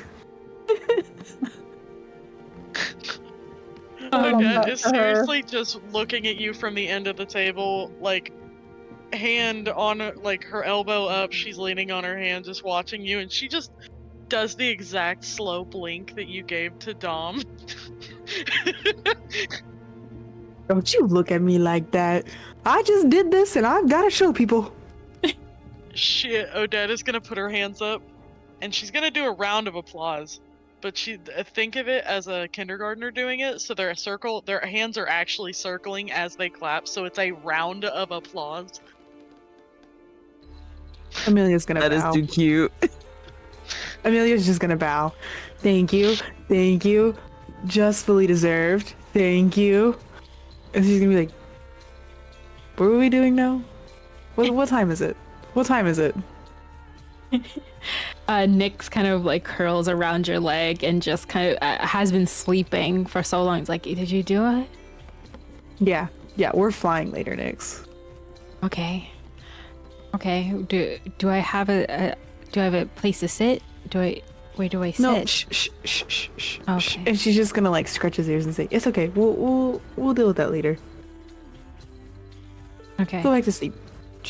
And she just like They've been gives just a little- waiting so long, so they're just like kind of sit back down. When you all see this kind of happen, and that's where we'll go to a quick break, and we'll be right back for your next class, which is magical phytology. The target.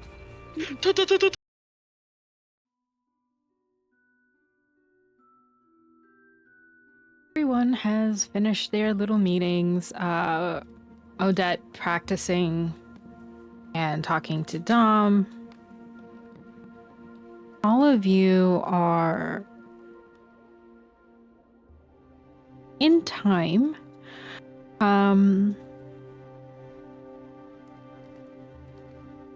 For your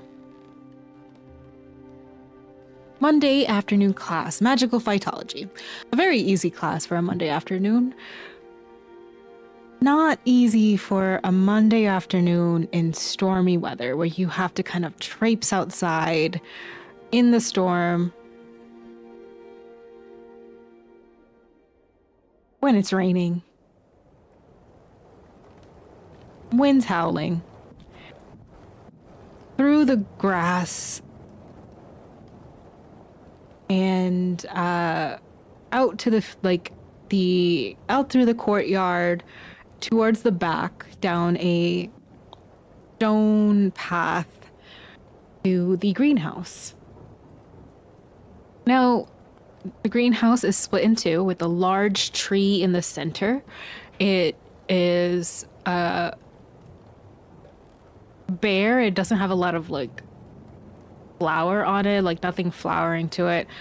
This is one of the like notable landmarks in this at the school, but not so much like that has like people. So, oh my god, let me take that one more time. People so crazy about it. They're not calling it like, oh, that tree that's in the greenhouse. It's just a tree to many people, but it is one thing that people notice, a tree that doesn't really flower. But it is grand because it splits the greenhouse into two. The center tree, there is magical phytology on one side where you study magical plants and the creeping vines, everything that is wrapped around, climbs into the other room.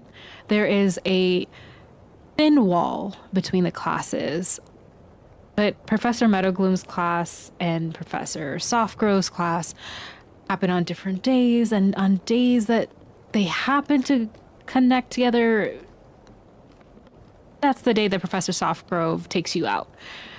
So you can hear the glass, the potions, sometimes you could hear Professor Meadowgloom putting together things, salves on the other side, or cough. But rarely are they there when you have a class. Oh, you're blind. Look at your look. Sorry, that made me laugh. Sorry.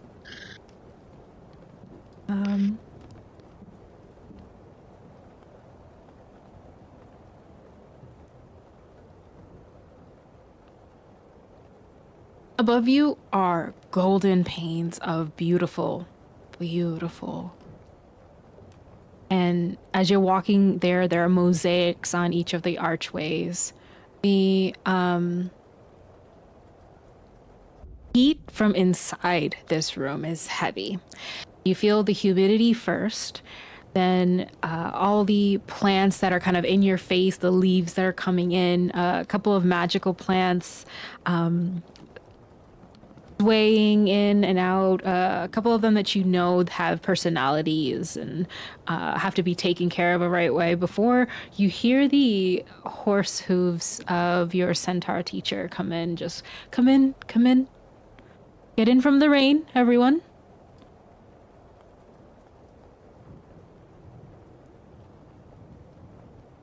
Odette's gonna like pop in there like a dog that's been like rained on. Like she's gonna like half sprint through the doorway and like stand in like an open like wide stance and just like shake the water off of all of her like jacket and stuff. If she was a Pomeranian, she'd poof up. Odette, come on. I'm tired of being It's raining outside. rained on. I just want to be dry. Yes. Shake it off there. The plants will love it. Go next to the featherlight. That one likes the water. Yes. You too, Leo. Get in. Come on, get Amana out of the rain. Professor Softgrove stands really tall, chestnut brown body, and their hair is down in like braids on two sides. And they have like a what is that, as the wind is kind of rattling on the glass, like yes, Miss Castell, yes, okay, everyone in, okay, shake the door, and they close the door, and there's like, it's a horrible day to be in here where all the noise is loud and everything's reflecting off the glass, but at least we're in here and we're warm and we still have class, right? Rania is just looking dumbfounded because her hair is so poofy from going from the rain to the humidity. So she's just looking like a puffed up poodle, and she's just like blinking very slowly, like, yeah, so great. A kind of chuckle could be heard from behind the group of ghoulies as Cora, who actually thought ahead for once in her life, and she is completely dry. Why? Because she thought to bring an umbrella in her little knapsack, and she'd been walking behind the ghoulies this entire time with just her and her little rubber ducky patterned umbrella behind them. Oh my god. And she's at this point folding it up and putting it back in her knapsack. Odette is still standing over by the plant he told to drip the water on and is shaking her arms above it, shaking all the rainwater off onto the plant. He has like a big smile on his face, and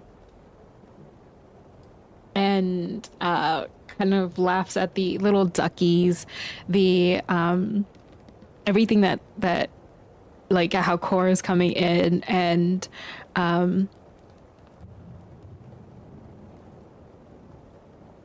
what is it? They kind of shake off everything. They don't mind the dirt, the water, so they just help you with the umbrella and like angle it to the door. And Professor Softgrove just uses his like front hoof to kind of shake off anything like water that he stepped on. Okay. Well, hold on, and like pulls out this green like little stick figure. Looks like a like stick insect almost, but from your classes with Professor Rosmerta, this seems more plant-like rather than like a insect-like creature. And he walks towards the tree that's in the center of the greenhouse, and places them in the nook of the tree. It like climbs off of him, like for a second it looked like a branch, and then it starts moving like up towards the branches, and climbs around. And you hear him says, "Okay, Tenroot will sleep for now. He does not like the rain, but we all know the classes for today. A simple class, caring of the plants. So the board is over there. You can use water from the fountain if you need. A couple of them need pruning. A couple of them need studying. I think the one in the corner, seems to have a bruise. It doesn't seem to tell me how, but maybe one of you can figure it out." And points to like a board of like hair and things of like different plants, as today is just a very rainy day. At the tree, you see Professor Softgrove dip down to the fountain. It is a beautiful fountain. It has mosaics of like different portraits, figures, things like that. It's very small. It's like shallow and has like a little level, but at the base of the fountain there is a runic word that says like Amouti. The feature, the tree, you can see like a couple of the fountains, like where the spout comes out, goes through the gnarled branches and comes down, and that's anyone who's close to it can easily see, or anyone who sits next to the plants that are in this area of the classroom. Other creatures like Tendroot, his familiar, start coming out of the trees. little like stick insects, and you see them dip their feet into the fountain and crawl back to the tree.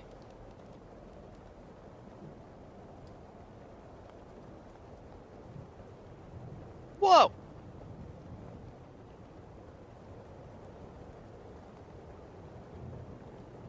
Dad's gonna like reach over and like tap on Cora's shoulder, just be like, "Did you see that?" Cora would just be kind of standing there, kind of dumbfounded, and just nod her head slightly, like, yeah, I saw it.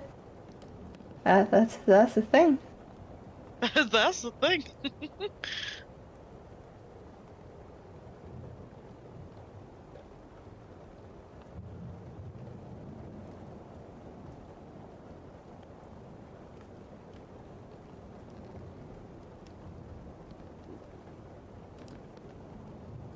Is there anything else that we can see around this room? Yeah, the classroom board has like the plants that are for care. Every one of you have been assigned in groups. Rania,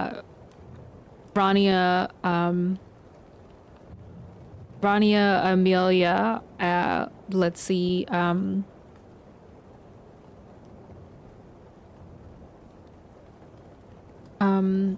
Cora, you are with a couple of other students based on your name. I'm guessing, I'm going to say Leo, Mason, and you have a couple of different plants that you have to take care of for this session, just to make sure they're okay, especially with the weather. It seems just very dark, and you know,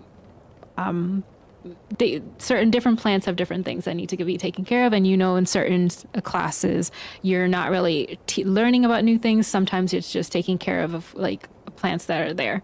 And then Odette and Quinn, you are also in a group with Anderson, Dominic, yeah. Other than that, the fountain with the words, the tree, Cora, from your love of magical cryptozoology, they're called thorn sprouts, and they grow on like magical trees. That's what the familiars are in the tree. And let's see, I'm trying to think really quick. Yeah, other than that, there's plants all around. Some of them with thorny vibes and berries with a little light. Some of them have, one of them is humming. There's a fern in the back that hates any of the heat and is like clutching the window for any cold. And another vine that has like these little flowers that have a little mist that every time it opens. That's so cool. Plants in a magical place, like above table, plants in a magical story like this would be absolutely terrifying. If I walked by a plant and it spritzed me, I would be horrified. Well, mostly because you don't know what they're spritzing you with unless you're familiar with the plant. So for all you know, it could be like that. Yeah, literally, it could be like that a dinosaur from Jurassic Park who squirts the bad guy with the acid and the then Dilophosaurus. You know, yeah, that thing. Yeah. Hey, there are plants like that. I think you could say there have been a couple of sessions where one student accidentally and like got pollen all over them that acts like that, and they had to be taken to Professor Metagloom on the other side, being like, you just saw your like Professor Softgrove being like, okay, just you know where to go. Well, these plants just got infinitely more scary. Yep. I don't know what everybody else is wanting to do. Odette is gonna like start taking care of the plants and stuff that she was assigned to. But she's gonna see. She wants to ask a question to Professor Softgrove. Yeah, he's there. Okay, I didn't know if she needed. I think for the last couple of months, he is just very in the clouds, loves his plants and his quiet time. And with you guys, he's very sweet. So he's always, and also he's a horse in a greenhouse. What else would There's you not want, much room. honestly? You know what I mean? Like, He's where a is he big gonna guy in go? a little world. Yeah. So as soon as you look at him, he's like, "What?" Professor, can you tell me about a plant? Not about this plant that I'm working on, but I've had a question. I've been like doing some research about a certain plant, and I was wondering if you could tell me about it. Yes. What plant are you thinking about? It's called Harpy's philodendron. Oh, herpes philodendron. Magical. Has power of, well, are you hoping to dye something? Or is this for a class? Is this for alchemy? I wanted to use it for dyeing purposes, but I also figured it would be good to have it for a class eventually. Oh, because I know it okay. needs time to grow. Oh, okay. It's very easy to grow. I know it has a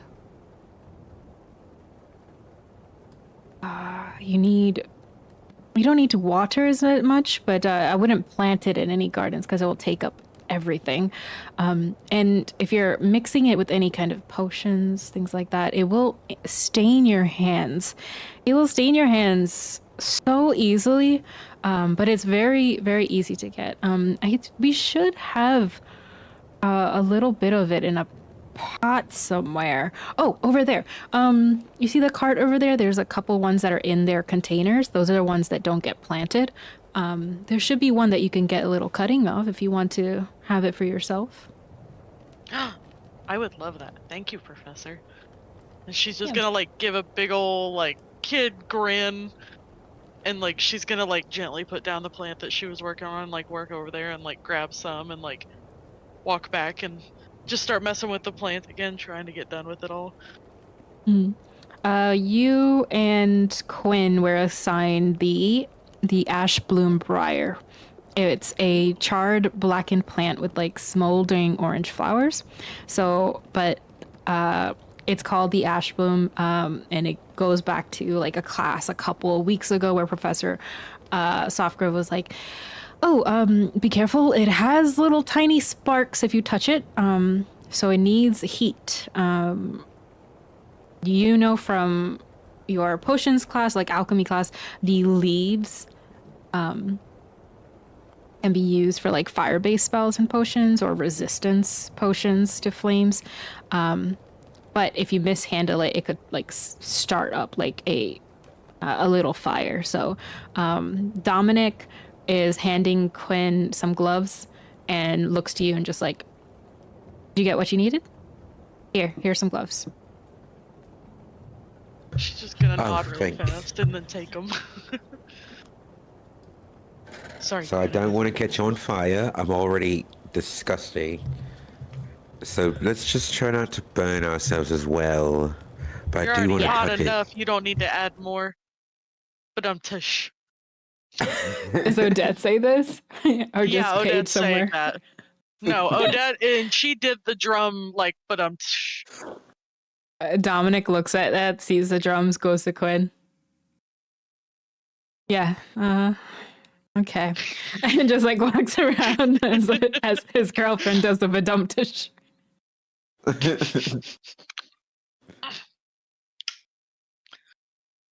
You are freaking amazing. But let's try not to let him know how much we love each other. I think he's a little jealous now. I can't hold my love back though. It's okay. I want to scream it from the rooftops. Scream and I shall hear your hollers from the ground below, and I shall scream back at you until they think we're crazy kooks. Dominic's behind you with his gloves, like. Odette is gonna fake, like faint, like, oh. Major swooning action. I am so glad I'm muted. I am literally snorting. I'm sorry.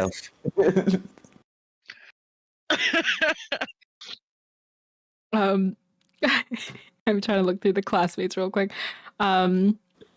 Leo, Cora, Zara.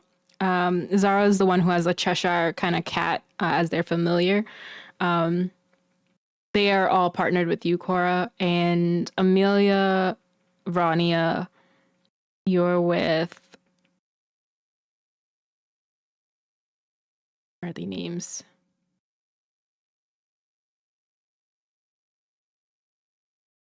I'm gonna say Nolan and Penelope. I can't remember their last names. I was basing it on names for classroom stuff because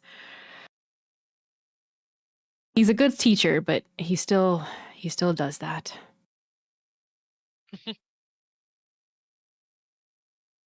Not the hot on the teacher. I can't.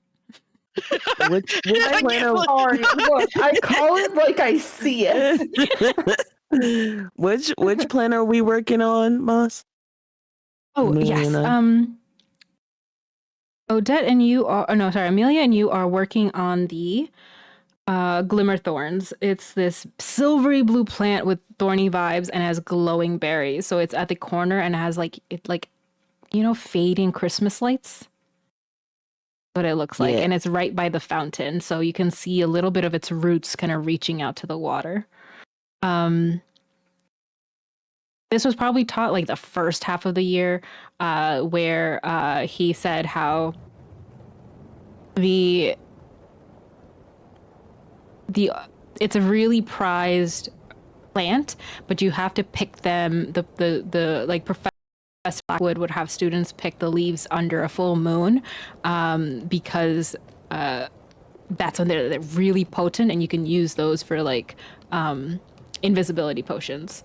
But you have to do it, and you have to calmly like talk to them and charm them, because if they feel threatened just a little bit, they release like a little mist that like. Or like their thorns that could like you can't. I don't know if this is in the safety forms, but like it'll be like temporary blindness where you're just like you can't see anything for a little bit because they'll try to like hide away. Rania is thinking to herself, I hope Sid just stays asleep because I cannot fight him and these berries. I don't think that would be a smart idea. And then she just politely says to the plant, hi, little plant. I'm just gonna take a little bit of your leaves. Like talking real soft to the plant so it doesn't stick her. You ever Amelia's seen gonna one of those? reach over. Sorry, Amelia's gonna reach over and just like not pinch, but you know that thing where you like touch people with your nails whenever they're like being really delicate, to just kind of startle her to Rania. Just Rania would definitely be startled and be like, oh, sweet baby Jesus in the blue blazes, what the heck? What? And just like jump back and be like, oh, Amelia, what is wrong with you? I'm already terrified of this thing. That was the last one. That was the only one. I'm sorry. Okay, get back to work. I'll get back to work. I'll get back to work. I'm sorry. And Amelia just Like goes shoulder her armpit. down the plants. I'm sweaty. Look at this. Why? Under the care board, I can't remember who I even put you and who I put in your group. Someone from your group comes up to you and says like, oh, it's not a moonlit night, so I don't think they need a bath, but Professor Softgrove has written here, it needs pruning still, and then it needs gentle whispers to grow strong.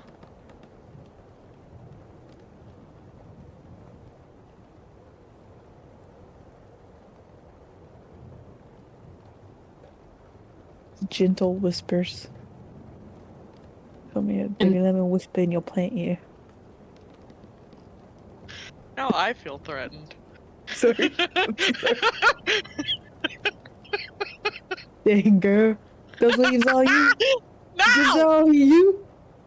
Putting him work?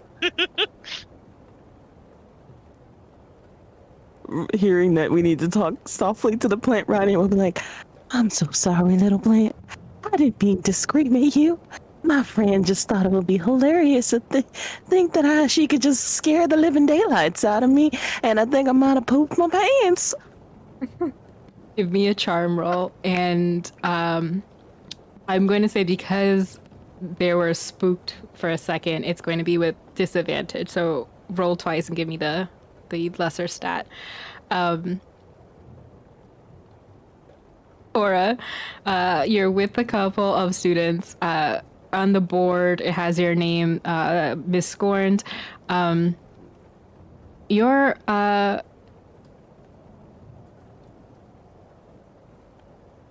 Hey, Moss, I'm so sorry. Did I also need to roll a charm check they for the plant? they talk to them, so if you talk to them, you can do a charm check. But right now, sorry, what was it that I was doing? Oh, you're taking care of a thistle hearth. This one is one plant. It is very rare, very unique, and it's kind of sitting in the center. It's spiky, it's bush-like, but it grows around this like pulsating heart. And the core of it is this intense heat source. So people, professor, like maybe this was like last week's class where they taught on how to take care of it, but you've seen it. It's something that everybody's noticed or somebody's asked questions about. And Professor Softgrove, like if this was like a little flashback, he was like, oh yes, magical hearts, crafting enchanted fireplaces, if you want to, communicate over, I don't know, any kind of hearts, anything that is that's needed for that, you would use the core. But it's very dangerous to harvest as it could explode if it's like exposed to cold temperatures. So that's why we keep it in the center of the greenhouse, where all the heat and the vents and everything will kind of funnel it right there. It says on the board it's been having a hard time during the storm, so it needs to be soothed with like gentle melodical sounds. And if not, it will, like, the pulsating core will get too hot and pretty much burn away the thorn. So kind of like how your body has a fever, where too much of a fever can still hurt you, but it's trying to protect itself. So you don't want it to hurt itself by like having that core heat up.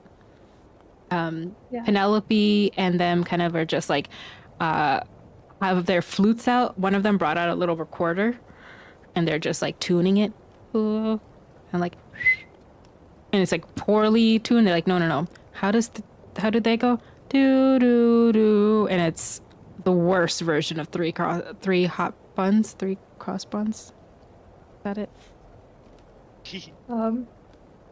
Cora would kind of wince at the recorder music being played and be like, well, it was a very good shot, but maybe we want to try to think of something a little bit, with some longevity to it.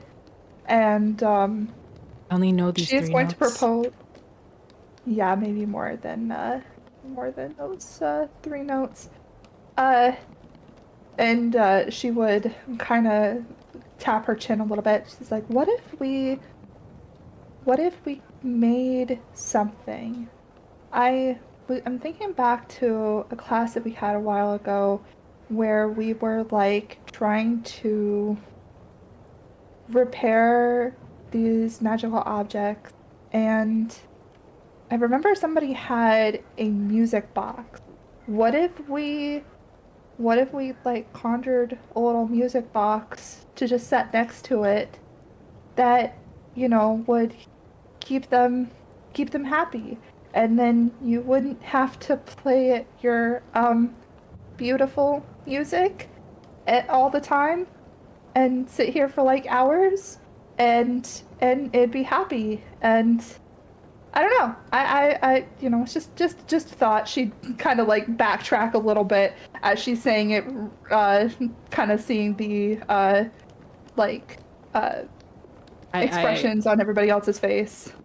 I will, because of how clever that is, I will say Penelope like has her has a bun of green hair that she's dyed and put up, and like piercings on each side of the ear, and so she's kind of like twisting her hair, and she's like hearing how much sense that is for, so it fully charms her. She puts down the recorder and she's like, but we don't have time to make something that quick. Is there it might take all of class to just make something and then perfect it to make music. You have any ideas?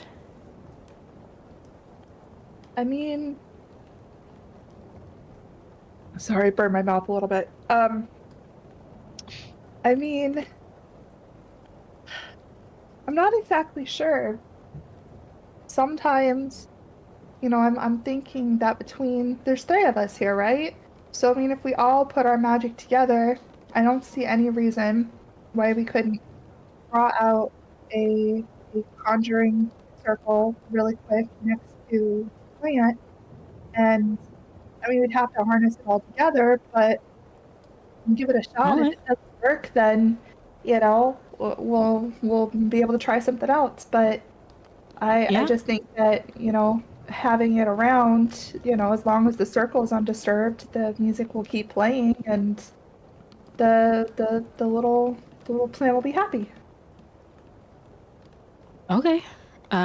Zara comes in, and they had like a little xylophone, and they're like, that's so much easier than trying to learn how to do that. So they kind of tuck their braids back into a ponytail, and they sit down on the ground and start drawing a circle.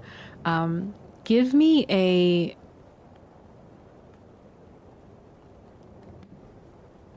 I'm gonna say it's subtle mending, right? Like in a way, you're kind of trying to make little music happening, but you're also a ritual. Like, I'm gonna say,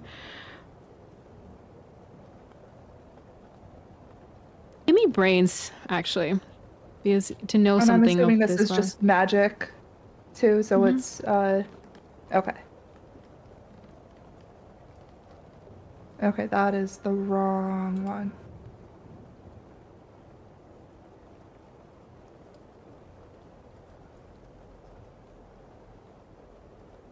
Oh yeah, you're can easily put down the ritual things. You're trying to make it feels like a wind chime kind of thing, where like you're putting wind into. You have a xylophone or a recorder. Do you want to make something out of that to make the like music come through, or is there something else you want to use?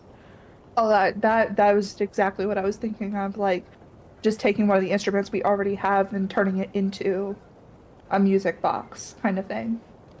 Cool. So I'll say you guys are working on that, and Penelope puts her recorder right at the center.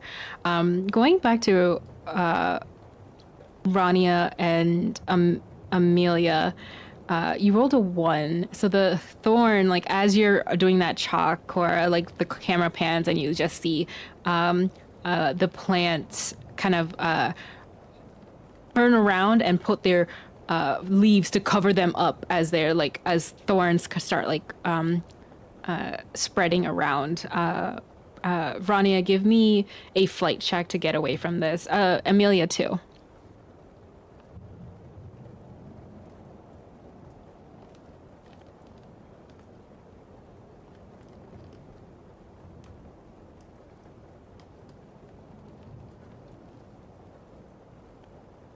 Amelia, you feel a couple of thorns come like towards you. You all are in your magical phytology, like greenhouse equipment that's like garden gloves, all these little things. Some of some of the thorns hit against aprons and they bounce off, and a little mist comes off. And Professor Softgrove, like even from the corner of the, hey, watch it, Amelia, if you got hit, can you make sure you hit cover yourself in the water from the Amouti, please. And Rania, be careful. I don't want you all to get hurt. You feel a slight tinge of like maybe a thorn hit you, Amelia, because it's a little bit darker than before, but you can still see.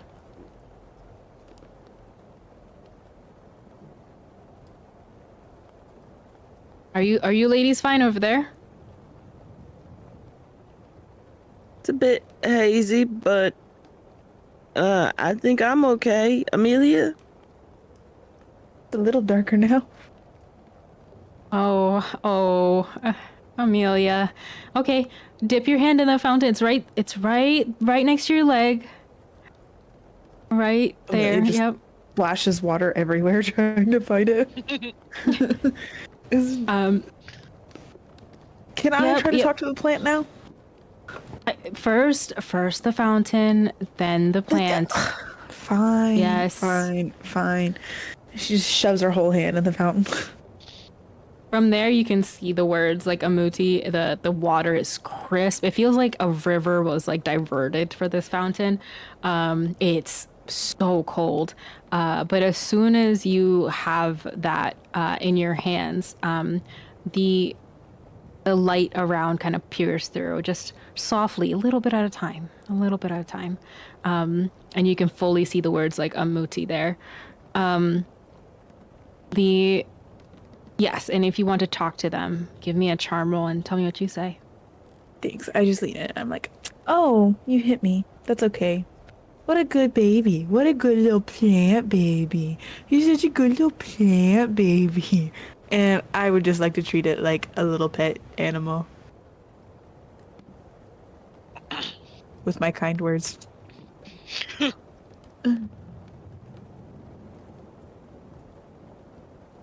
I rolled a 5. The DC for this was a 6. Sorry, not a 6. Sorry. I just saw your roll. What was Rania's? Was a 3 and a 1. What was it? Jeez. Fine, it's a 6. Do you want to use a adversity token? Yep, I don't want to get shot again. The plant kind of shudders at first, like reluctantly, and it just moves its petals back into position. And you can see that it's like allowing you to step forward. For now. I'm gonna hit it with one more. You're such a good plant, baby. And then I'm gonna sit back and be like, see, Rania, you just gotta treat it like it's Sid. It'll be fine. I would treat it like it's Sid if you weren't trying to scare the bejesus out of me. Sorry. I can't remember who was in your group, but they are also laughing like that y'all are kids and it makes sense, so they're just like laughing behind you. Dominic is standing with you, Odette, and they're kind of holding the plant from the base with their face away, as if it's like not like they're like a little scared of what would happen, and they're kind of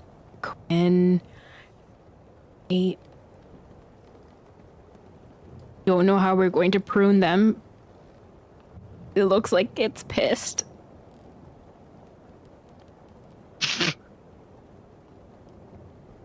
Odette is gonna slap a hand over her mouth and try not to laugh out loud aggressively.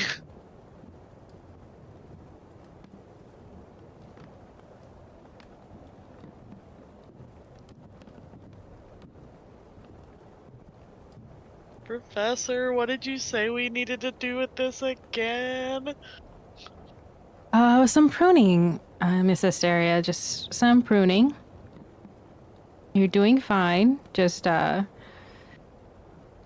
mishandle it. Like we almost did 2 minutes ago. Yeah, Quinn says that to herself. Like we almost did 2 minutes ago. yeah, Odette, we almost did. Somebody do it really quickly. I'll hold it, you snip it. Alright, here goes. Give me a flight check or a grit check to withstand. flight to do it fast. My flight is a D6, and my grid is a D8. So I'm gonna do grid.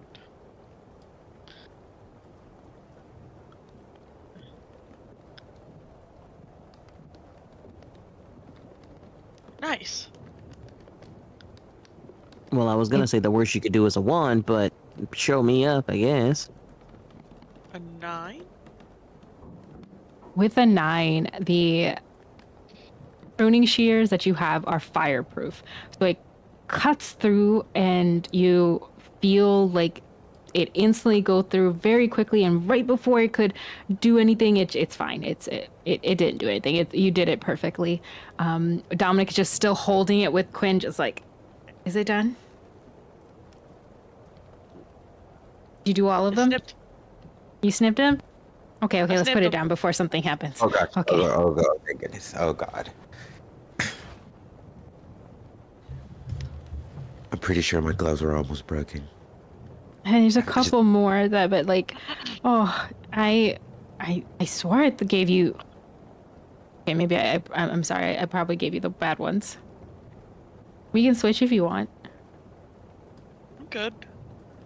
Odette's gonna like reach her hand up and pick the other plant up for one of everybody else to cut it this time. I looked at Quinn and like, are you sure you want to? Do you want to switch? No, it's fine. It's fine. I'll just have to be really quickly. Okay. There's like a lot more ash blooms over there, the whole bunch, so we can get through it really quickly, and then we can just hang out, which is fine. Okay. Is there anything that you guys would like to do with your plants or in this room? I would like to ask the professor about the fountain. The one Amelia's in? Yeah. Okay. The professor is just walking around. He's just like, you just hear the clop clop. Actually, I have a sound for that.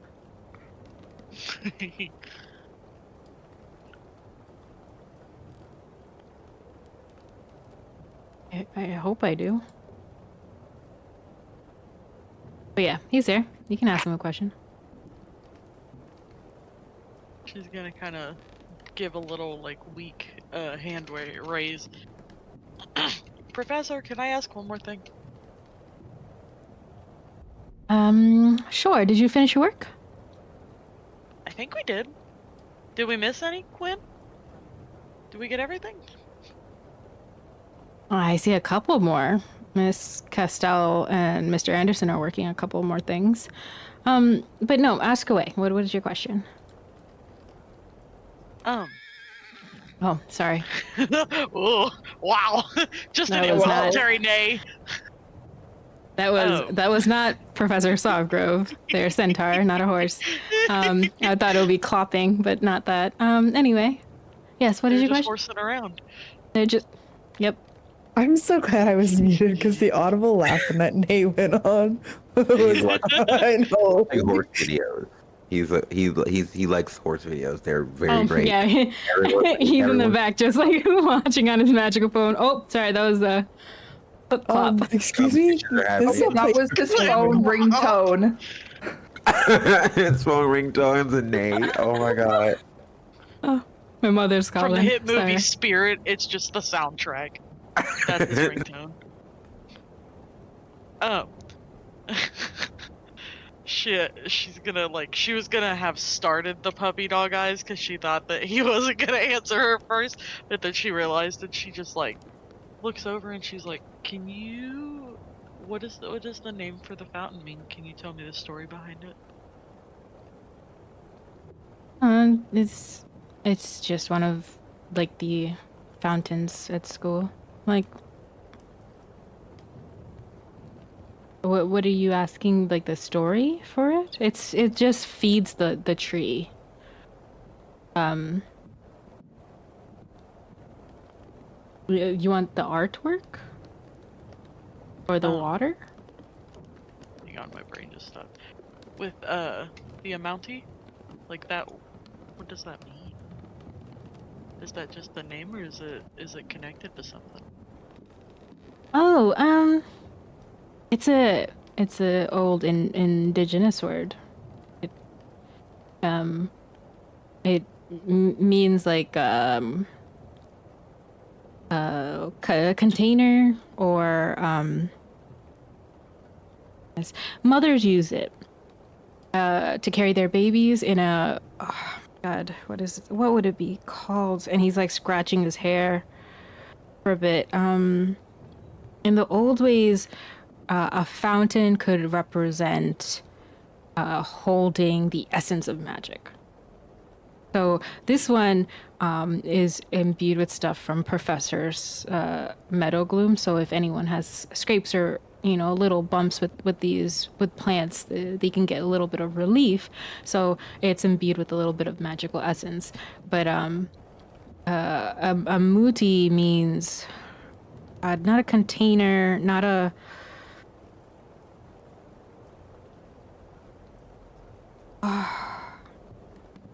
A jug?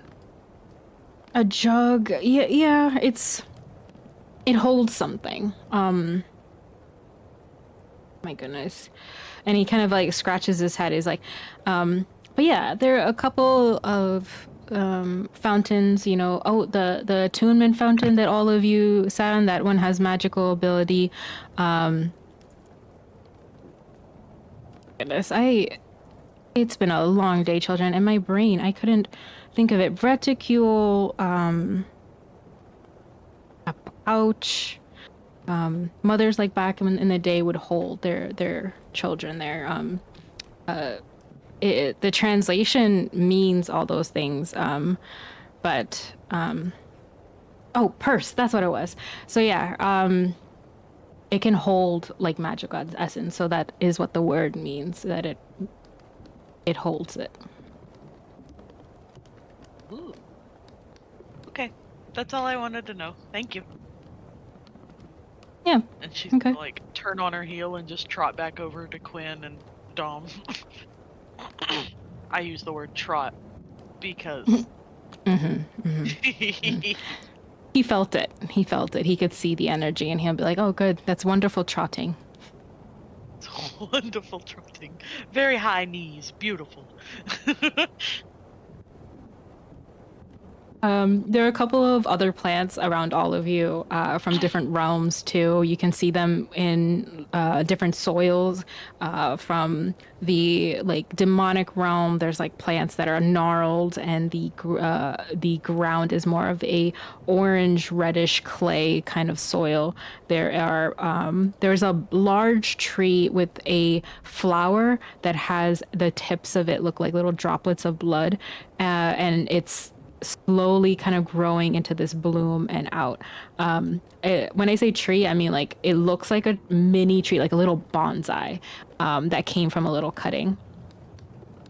And it's kind of behind a glass or so, and it says for Professor Blackwood's Professor Blackwood's use. And it pretty much, if y'all have nothing else, I'm going to go back to Cora real quick. All the other students have put together this circle, finished up the runes, and are making like humming noises to fit like what the tune should kind of be like. How else are you directing them to do this magic? So I'm kind of picturing, there's 3 people in our group, right? Okay, so I'm kind of picturing that the circle is, your traditional magic circle, but it has 3 separate circles on the outskirts of it. One that has a place for each student. So Cora would be sort of directing everybody to be like, okay, you guys, now each of you stand at one of the separate circles within the magic circle, and we can we can get started.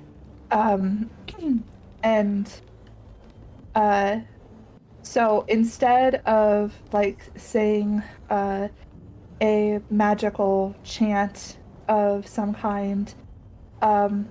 She is going to. They're all going to hold out their wands, and they're going to just say one word, which is going to be some sort of spell, and it's going to be melodious. And as soon as they, with their wands, say melodious, they're all going to start humming the same tune together that the recorder will be doing afterwards. And once they're all done humming, the circle will kind of light up a little bit, and if it worked, the recorder will start playing. If it doesn't, then there will be no sound coming out of it, and it will be an utter and complete failure, and Cora will be embarrassed. Penelope is humming with you and following it to the T. With everything that's happened behind the tight room, a lot of other children, and the professor prodding. Zara is not as humming well. They did not do well in understanding it. So, how do you want me to do what? And they're kind of looking between you and Penelope to try and figure it out.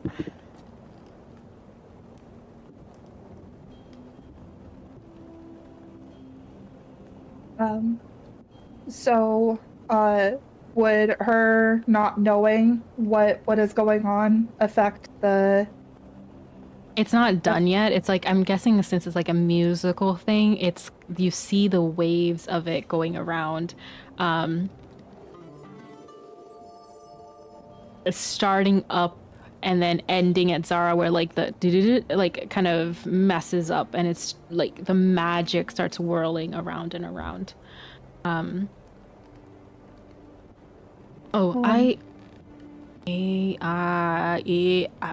don't. And they're kind of leaning in to hear more. Cora would kind of look at Penelope before she kind of gestures that they both need to hum louder so that she'll be able to hear. And so they both, will start humming kind of loudly, probably enough that you could probably hear within within a few feet of where they are and what they're doing.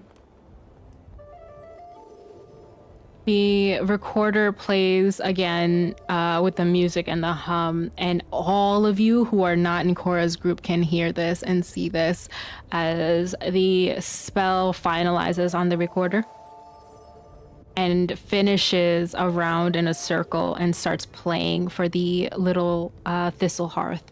The pulsating heart pulses, pulses, pulses, and it goes into a little lull, listening.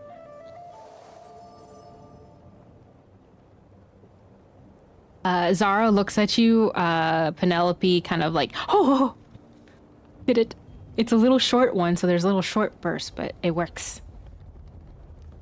I cannot believe that. And she's just like, kind of jogging in place super excitedly, pumping her arms back and forth. I got to admit, for a second there, I wasn't sure that it would work, but I'm so glad that it did, because this might be one of the coolest spells I've ever done. You guys were great. I'm so proud of us. Yeah, I thought that I was gonna mess it up for all of us. I could barely hear y'all over everything. Nah, but it all turned out okay, right? So you did real good. And then she'd give, her 2 thumbs up. A+. Okay. And they kind of go to the board with Penelope has like a checklist, and they're like looking over it. They're checking over. Okay, looks healthy, pulsating, and then we're gonna keep the little recorder right here and puts it at the base of the little plant, and goes to the board and checks out a name like team 2 or your team number, year 1 complete. And Professor Softgrove says, oh, great. If you all are done, then well, it is your free hour. You can do what you wish. But for the players, is there anything else you would like to do in this room? Because there are after school activities starting up soon. And you're pretty much done for the day for class. It's been a rainy day. And this is where Professor Softgrove would roll in the TV and, put on a movie. Ooh, Bill Nye the Science Guy? Mm-hmm, Bill. Bill. If I had a nickel for every time we went into that chant on this channel, I'd have 2 nickels, and that's not a lot of nickels, but it's weird it's happened twice. Well, before the class was dismissed, Cora would run over to the other ghoulies and point excitedly at the little recorder on the ground next to the thistle hearth. And she'd be like, look, did you see what I did? Did you see the thing over there that it's doing the do-do-do-do-do-do-do-do? Just very excitedly chittering about the fact that, that thing right there was because of a spell that she and the others had put together. And she's really excited about it. No, I saw the whole. We heard it. It was amazing. It was beautiful. Great job. It's so good. And Rania give her 2 big thumbs up like Cora does all the time and go, good job. Good job. You did so good. You did so good, friend. And she would return the 2 thumbs up with big old toothy grin. And just like, yeah.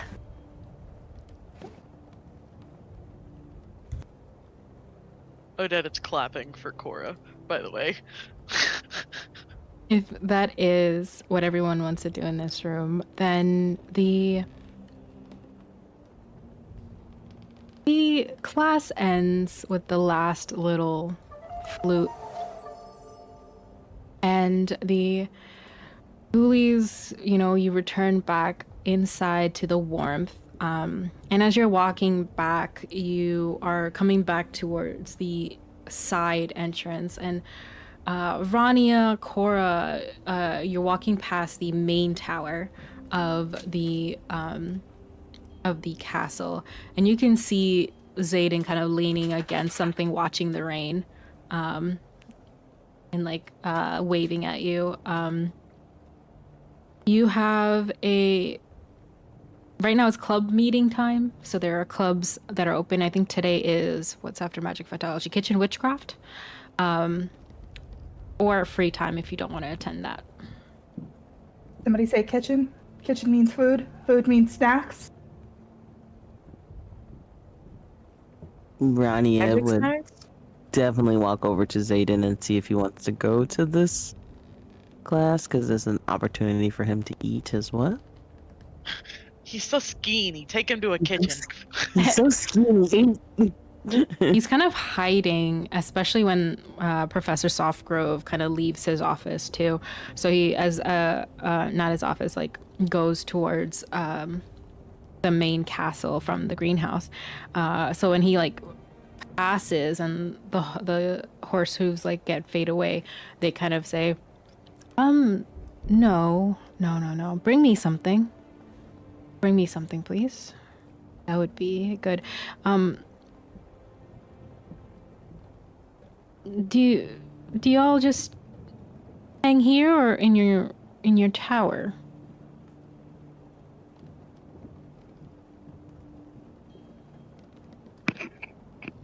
Odette's just gonna side eye for a second and then look at Rania and look back. Rania would notice and she'd say, you can go up to the Valtor's tower. Here, I'll write down the code. And she writes down the secret code to get into the door. And she says, there should be snacks in there too, but I'll definitely bring you something after club. Okay. Give me a grit check, Rania, and then we'll go to Kitchen Witchcraft.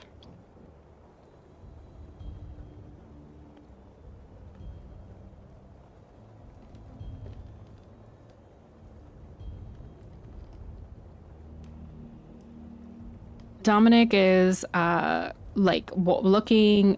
He's hungry. You can hear his stomach growl. Miles comes up behind Leo, very tall, with Amon.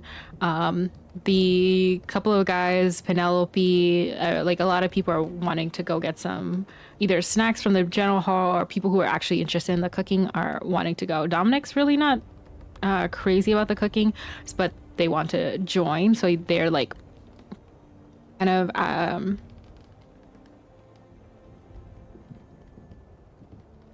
okay, that's good to know. Who else is around Zayden, actually? I think Quinn Odessa would and be Shani's there. face. Yeah. Yeah. Probably Oh, be if Quinn behind. was there, they would be like, Witchling? Oh yeah, I forgot you actually still here. I try. Hello. You can see a vial of their blood around their neck that's like tucked away, but like just a little bit of red, and it's familiar to you. So this is. Are we going to kitchen witchcraft? Because do we have to bring him? Like she kind of says that to Ronnie. Do we have to bring him as well? Listen, I'll explain everything later, but yes, if he wants to come, but I'll explain. He's said no to it before, so he just starts like walking away. But if all of you are there, give me a grid check, except for Rania.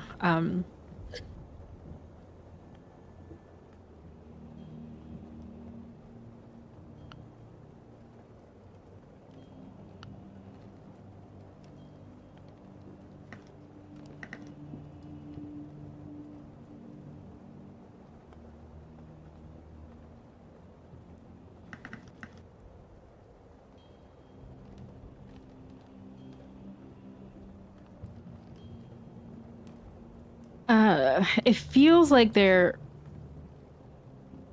just peering at you, Quinn. Scanning from group to group. You feel the little beads of sweat kind of climbing up your neck. Like a shudder from it is still pouring out, and where he's standing, pretty much you guys are hearing it. You're in the courtyard because the main main tower for the rafters is right in the center of the courtyard.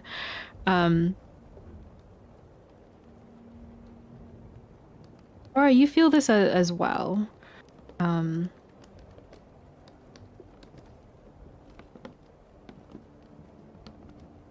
It's like heart racing, as if you can hear your heart kind of pounding in your chest.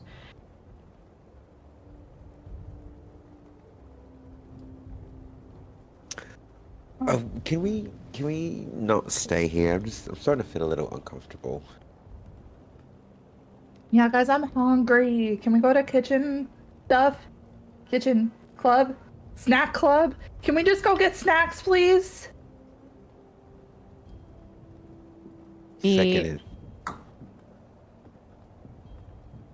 Zayden sees all of you and just says, "Great. Witchlings, bring me back some."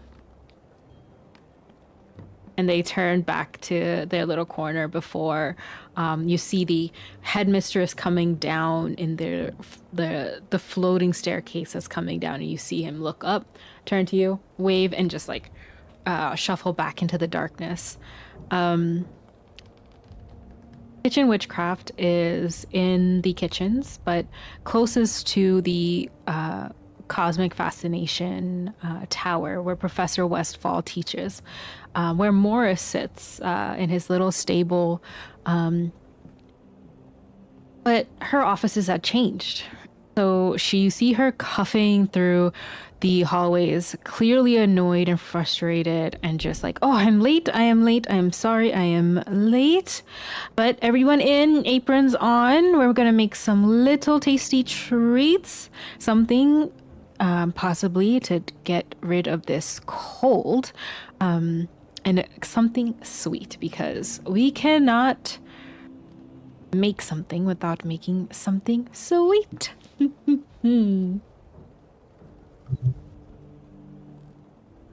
Treats. I love her. So ready. I'm so ready for treats and snacks. And treat-like snacks. Odette is tying the apron, but tying it in the front, like how a food worker would. A couple older students. Stop it. They're ready. Older students are also coming in. You can see Amelia, everyone, if the first years are kind of hanging out together. I'm going to say Elizabeth is in this club with you. They love to cook. Then, I don't know, I think a couple of the guys didn't really want to.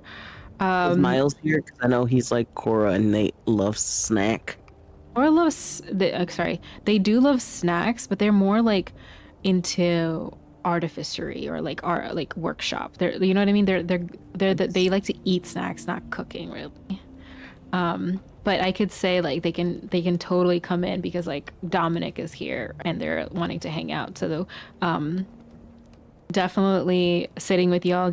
They're just leaning on their chair, kind of pushing up against the counter, being like, "Ooh, I want some food."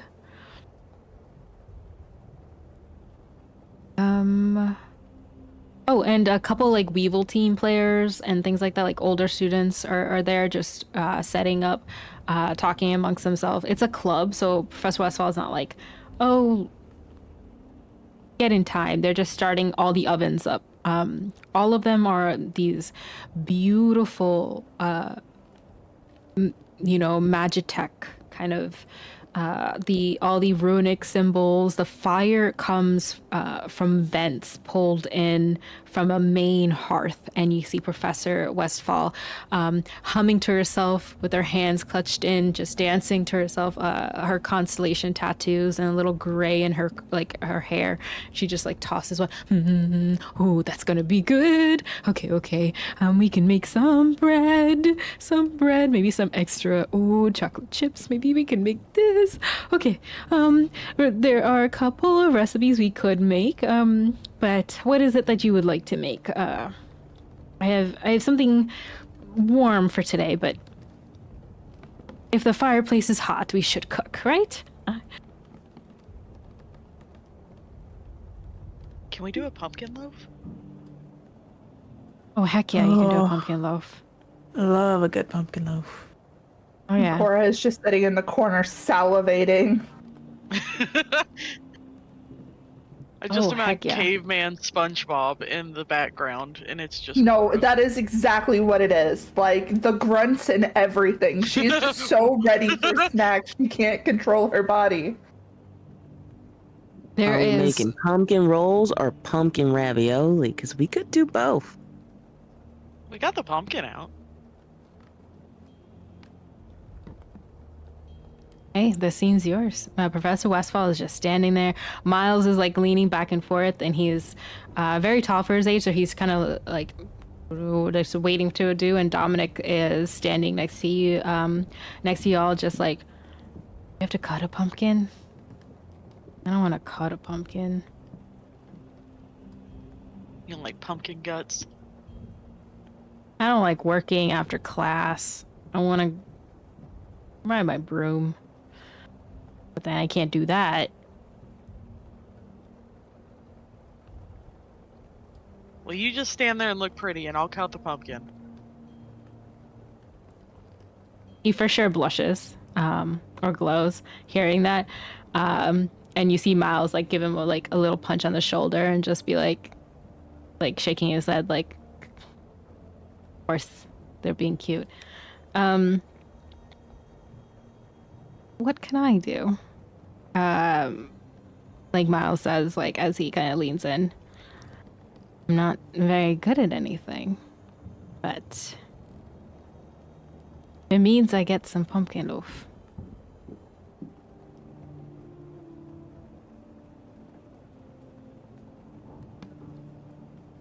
I mean, I guess if you think you deserve it. I think everyone deserves a little bit. Well, are we just gonna hang around, or are we gonna make this thing? Quinn's like bringing over ingredients and What sitting Quinn them out. said. Amelia's like, I yeah, can you're crack right, some you're eggs. right.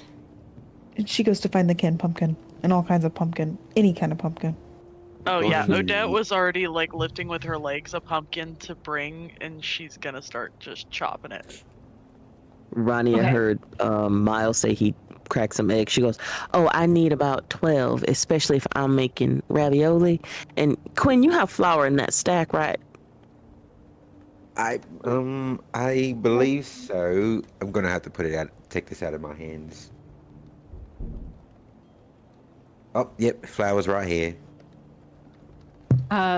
Miles starts cracking eggs, and Dominic is starting to like just pay attention. They have there's a recipe books on each counter, and he's just flipping through it, just like loaf, pumpkin. It says we need.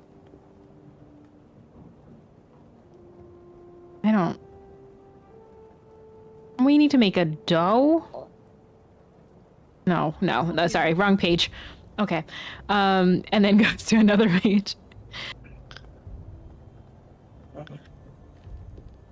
The bookworm should be in charge of reading the recipe, and Amelia just kind of takes the book and shoves it in front of Rania. It's okay, it's okay, it's okay, it's okay. You can be in charge of salt. And she just pushes the tiniest measuring spoon and a small bowl of salt over.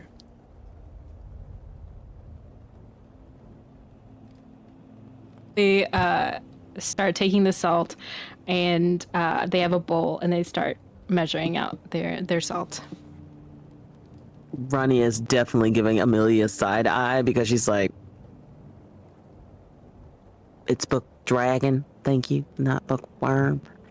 And secondly, I'm not making pumpkin rolls. I'm doing pumpkin ravioli. I mean, I can read them both. I can multitask, but this was intentional. I don't know what you're talking about. I'm gonna cut up the same pumpkin. And we're just all friends trying to make recipes, and yeah. You could have extra hands on your raviolis. Yeah, no. I'm looking at you, Amelia. I see you. Amelia Miles just is in the tilts- back, just like, so pumpkin ravioli for all of us. That's what I heard. No, that's Oh yeah, that's what everyone I will get heard. some, but we gotta save some too. But I'm gonna make enough. Don't worry, I'll make enough we that can make even a big. Cora can have seconds. Yes. Okay. And they kind of turn to you, Cora, and have like a behind their back, like low five ready. Miles does for Cora. Cora would put the mixing bowl that she had been working on down just long enough to give him a high five before picking it back up and begin whisking. She doesn't know what she's making, but she knows there's gonna be pumpkin something. And there's you would think that she'd been doing this all her life with the way that she was just super fast whisking the eggs and the flour together just super fast. Yeah. Dom's measuring salt. Miles is cracking eggs. There's 19 eggs in the bowl. What are you gonna do with all the eggs? Didn't you say 12? I did, but we'll make it work. 19. You I think you did 19. Just slide the bowl away from Miles. Miles. Didn't you say Miles. 19? But there was eggs. 20 eggs. I More thought. stuff. And the other 7 she go to said. me for my pumpkin loaf, and the rest go to Rania for her ravioli. Look at that. I'm helping. But now it's all in the same bowl, so now you gotta move all the stuff over. You gotta crack more eggs, or you gotta take 7 eggs out of there. They're Yolk and like all. hell. Yolk and all. Yoke and all. I'm not touching any of this. Go wash Quinn's your literally hands. eating, like she's like tasting the ingredients while this is going on. She's just watching. What do you mean? Rania They sees look the at- struggle and just giggles under her breath. Dominic laughs in the corner at him, just like that.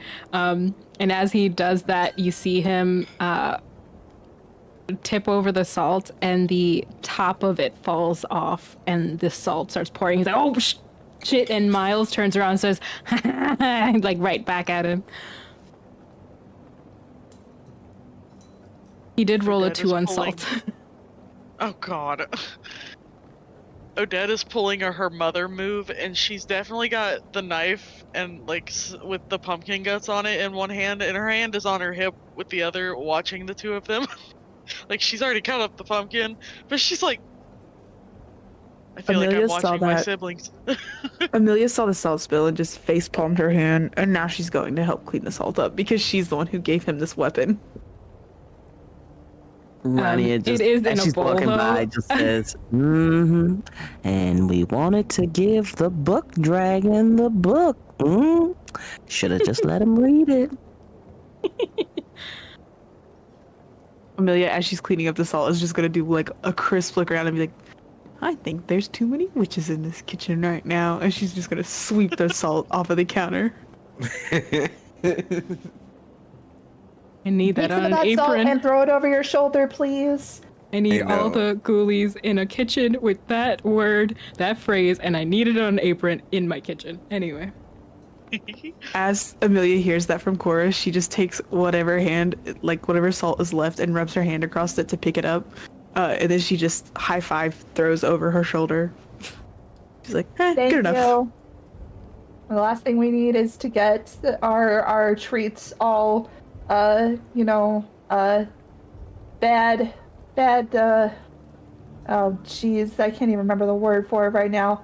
Bad Luck? stuff. No bad luck. No bad juju all over the treats. I thought you were gonna say, like, above table. I thought you were gonna say, yeah, we don't need any bad luck. I was gonna be like, and then the camera pans to Amelia and she does a deadpan turn and just slow blink at the camera. Oh Breaking man. the fourth wall. Oh man. Miles comes back. He has a spoon.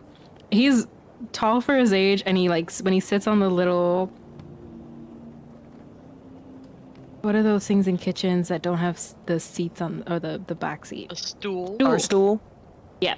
He sits on the bar stool and his legs come up to the counter.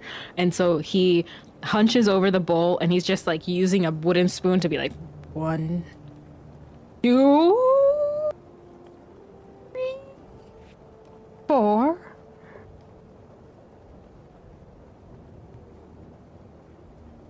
Five. Uh-huh. Nope. Okay. 6, 7. Here you go. Let me see how well he did real quick. Oh no. Oh no. My. Oh my goodness. There are He doesn't popped even- yolks. There is stringy yolk, egg whites coming off the side. He has one of the eggs on his sleeve. He's like, done. Mm-hmm. I'm not sure I really want any ravioli anymore. I can Oh, crack that's more not for eggs. the ravioli. That's Oh. for the pumpkin roll. Hey, listen.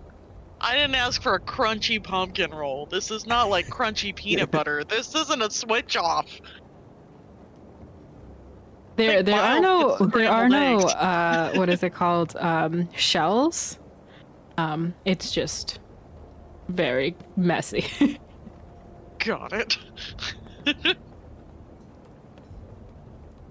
Odette's just gonna look at it for a second and blink a couple times and just start mixing it to kind of Amelia? get past the wackiness of it. Amelia seeing this is gonna just look at Odette blinking and be like, Miles, you did so good, sweetie. Maybe you could go help Tokyo. Why did I say Tokyo? You can go help Quinn with the ingredients. And she just puts her hand on like his back and she's just like leading him over, like, yeah, you did so good. And as soon as he's out of earshot, she turns around and grabs a little towel, like a little kitchen towel, and starts wiping and cleaning bowls off. And she's like, the eggs, we're gonna get sick. The eggs are everywhere. He's a big kid, so he's just like being pushed, and he's just like, what? No, I want some loaf. You'll get loaf. Hey, calm down. Don't take it this way. Look at it this way. Now you can just give the ingredients and they can do all the work for you. Or, or just hope that they give you some afterwards.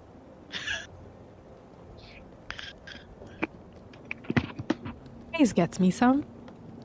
Please, like, just convince Amelia. I'll see what I can do, but I make no promises. I would say get really nice with the person baking the food.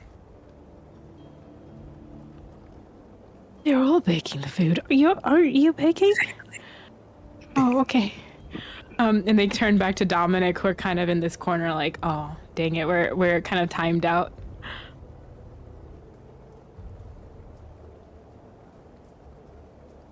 This is why I can't have nice things. Sometimes you just need a timeout before you break it. Well, if y'all need something to do, could you grind up a square of that Parmesan and then a square of the mozzarella, and bring that back over here when you're done. I think that should be a little grate up the mozzarella. Grating. Oh, okay. And Dominic gets like grating and then like hits Miles on the head, like, I heard it. And they sit down at the table and you just see them starting.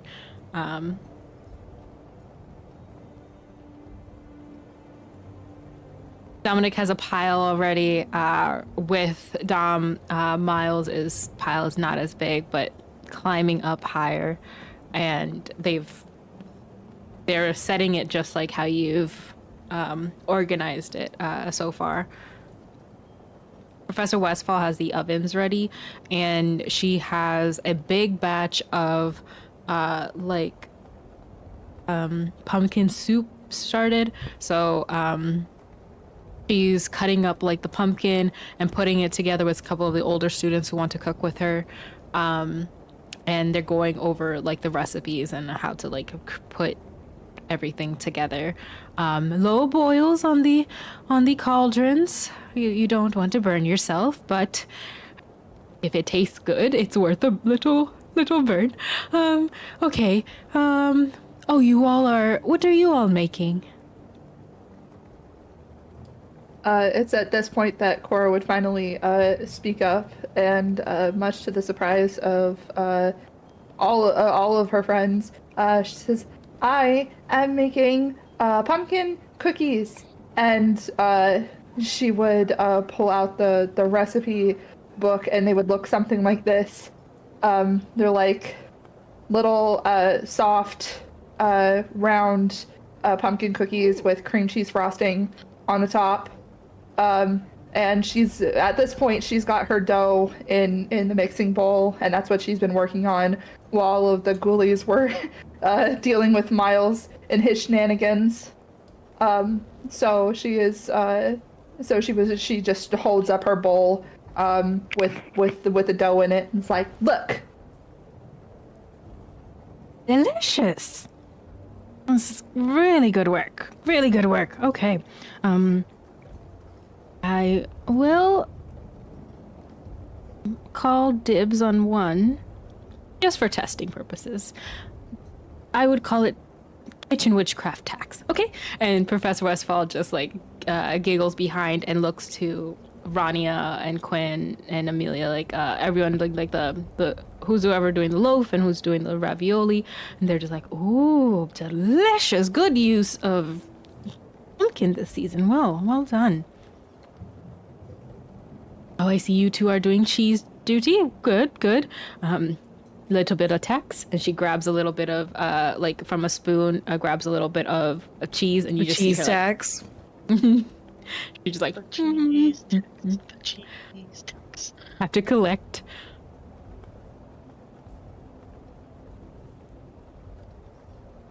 She is so adorable. I love it. I just I just want to make her own cheese pile so she can eat it all day. Oh, she will. She very much will. Please tell me your creations and describe them to me. If you're putting it into the oven, Professor Westphal is like waiting for things to go in. There are a couple open ones, of course. The fire is toasty in this room. There's a pitcher of warm, mulling like cider. There is the soup is coming together. And the day is kind of coming to a close before your like the next class that you have, but you have dinner, of course. Professor Westphal like looks to all of you like, okay, who's ready for the oven? And you are cooking, you are oven. Oh, pumpkin cookies. That one over there would be good for pumpkin cookies. And you're making a loaf. Are you using any special tins? Yes, and as she's saying that, like, Odette is like pulling out it's like it has that same shape that we saw, but it's like obviously upside down, and like pouring water into the like tray that it's in around Amelia's it. getting butter. We're buttering that pan. Absolutely. That loaf is sliding out of it. Oh, okay. Good idea. Good idea. All right. The last oven for you then. For the loaf, it'll take a little bit a longer time for the for the loaf rather than the cookies. So, Miss Scorned, those ovens are yours. You two don't need the oven. So, the cauldron fryer, be careful of it. Do you need a pan? And they'll pull out like a copper pan, wave their wand, and you see different size pans coming to you ready for the ravioli sauce. I'm assuming both Quinn and Rania, you have the water boiling, right? Yes. Yeah, I was thinking while Ronnie is preparing, so Quinn is like doing like preparing everything else. Like she's getting the water boiling and things like that. Great. I will say, since everyone was kind of helping, trying to make these are small DCs for kitchen witchcraft. You can do brains to see if you like did this well, or Of course. Why am I not for surprised? the rest of the class. A charm to get the right oven with Professor Westphal, or tips from them that helped your skill, or grit to withstand Dom's and Miles' interferences. I rolled brains Those are the options. because I redirected Miles and Dominic. I was like, I love both of them.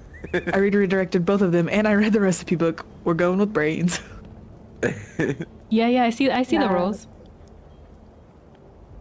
I want to ask you this before I roll for it.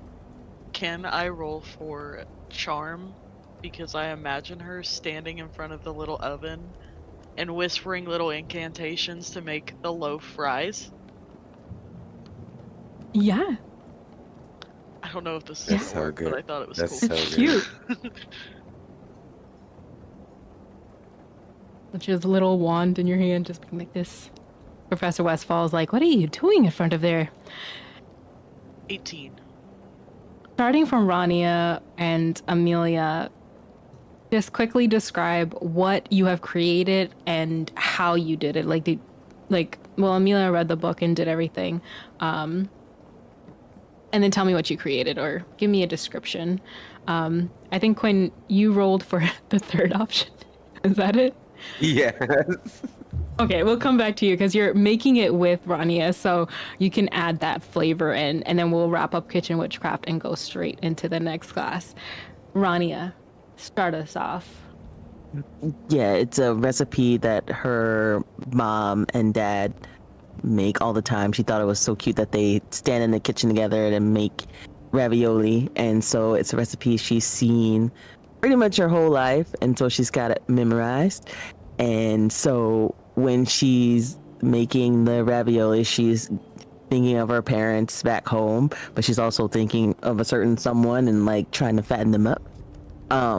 So she's trying to put all her like cuteness into it so that it tastes amazing.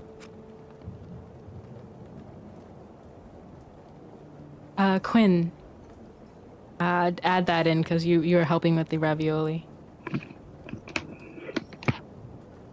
So while she's doing that, Quinn's just like preparing the ravioli to go in the boiling water, and like while she's doing it, I imagine like Miles and Dominic keep trying to like taste them, and she has to keep like popping at their hands like, stop it, she's gonna think it's me.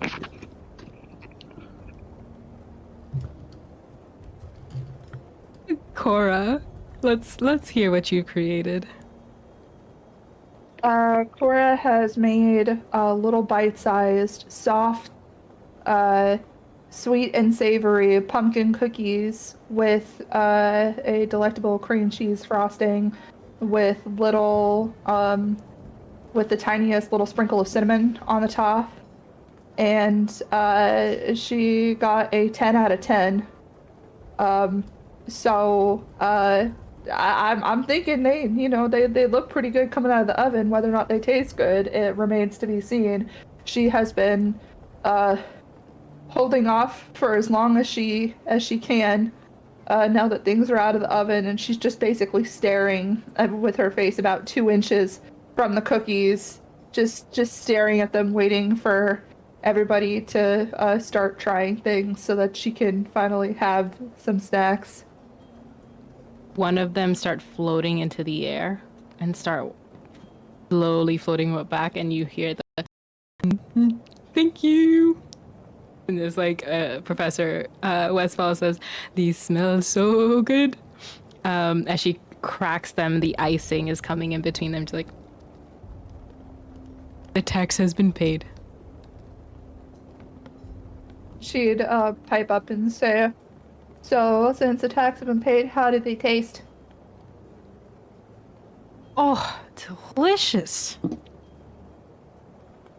Now I feel like I need to raise the tax, but it's all right. You did great. You need to teach me. We should make like a big batch one day for Kitchen Witchcraft. And Cora is just sitting there nodding very enthusiastically, like, yes, I would absolutely be up for that. We'll make so many cookies, and then I'll get to keep like half maybe. I say that is good payment for a kitchen witch. So, next time though, and then she's just eating it, like even like the icing is on her lips, and she's just like almost like a big sigh of like, oh, that's so good. She just had a bowl of her big pumpkin soup and just sitting on her chair. You all know them from like the one shot and everything. She's just the one who hums with like the eyeglass chains and loves her food. So she's in it. And Amelia and Odette, let's hear this and end this beautiful club meeting. It may make me hungry. Oh, I already am. I want freaking pumpkin cookies and pumpkin ravioli so bad now. But after like whispering the little incantations that she learned from her mother, so like all of the baking, like her in the kitchen is just a small version of her mother. And so she like pulls it out and she like walks over to where Amelia is and like sets it down gently. Just kind of looks at her because she wants her to do the honor of like flipping it out of the mold. You gotta do it. I don't want to do it. You gotta do it. No, you do it. Nose goes, not it. I can help. That's okay, I'll do it. Amelia tries to grab the pan. Dominic is like, oh. Above table, this is me and my wife's bread. Get out of here. Back in game though. Amelia just grabs the pan and tries to like put a plate or like a cutting board or something under it to try to flip it out and flip it onto it. Do you want me to roll for the flip? Can we just say that I flipped it? You got a high roll, babe. Yeah. Okay, excellent. No rolls yeah, for flipping. The girl flips out smooth and easy. Yeah, don't hurt the pumpkin loaf. We got a beautiful little pumpkin loaf. And it's got sweet little pumpkins and like little fall accents on the top of it because of the pan we picked to bake it in. And then seeing Cora put cream cheese frosting on her cookies made us want to do a cinnamon sugar sprinkle on top instead.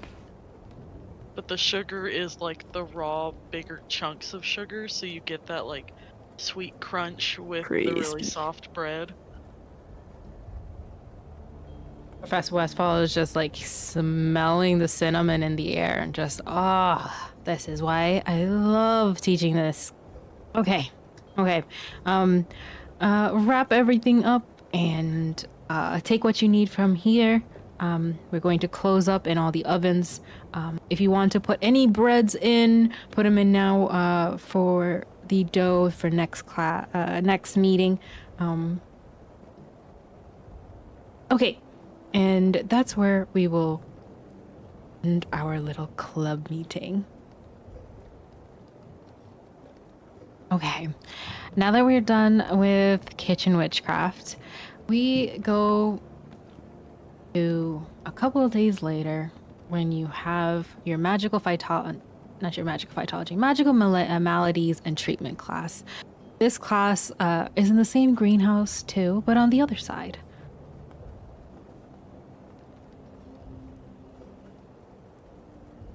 The greenhouse on the west side has the same gold gilded frames, beautiful vines, plants that are growing. But in the corners of the room, in the tables, everything that is around, a different image. On the map on alchemy, on the tactical mode, you can see the fountain coming back, but this time the tree is growing over without reaching it. The fountain has a statue over it coming down. Little plants are growing down the length of it. There's a little central area where there's a symbol for healing, 2 snakes around a sword, and a couple of other statues. All around there are little tables, little shelves, everything with different ingredients, cubbies, corners where people can grind, pestle and mortar, salves, things like anything that you can put together, as well as books on treatments. There's even a little area where people can come and rest. This is not the medical wing, but this is, if something were to happen and Professor Meadowgloom was here, of course she has a bed for someone, or a place to sit down next to the water. Professor Meadowgloom is not here though. The room is just fully open, and the light that's coming in is kind of dim.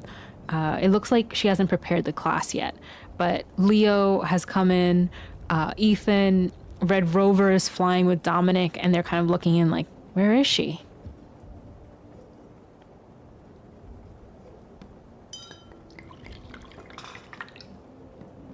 This is a test, isn't it?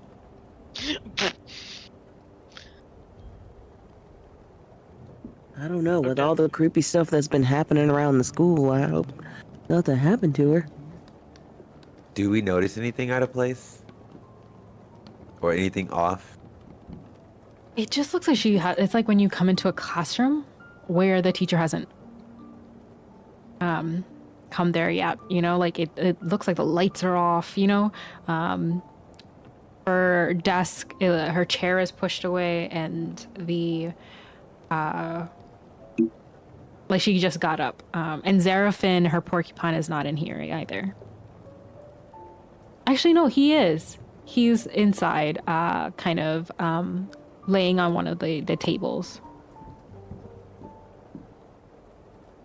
Peculiar. Her familiar's here. She's not. It's like she just got up and left. Can I look around her desk? Hmm? Can I look around her desk? Yep. You give me a brains. Brains. Brah. I was like, come on, explode. But it didn't. 10. For 10, you see her inbox is really full. There's a couple different things that are happening. The same check mark is on all of it. It looks like health forms. And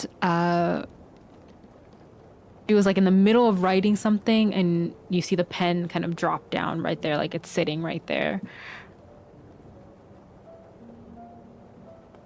Can I see what she's writing? Or what she was writing? Or was it just like more health forms? She was filling out health forms, and you can see the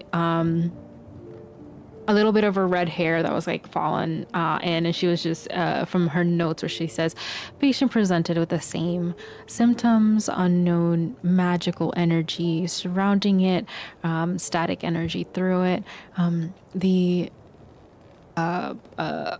The creature was sent to the patient was sent to the Global Consortium for treatment. And then it just says like different things, like these are the symptoms present. They're writing down symptoms. Well,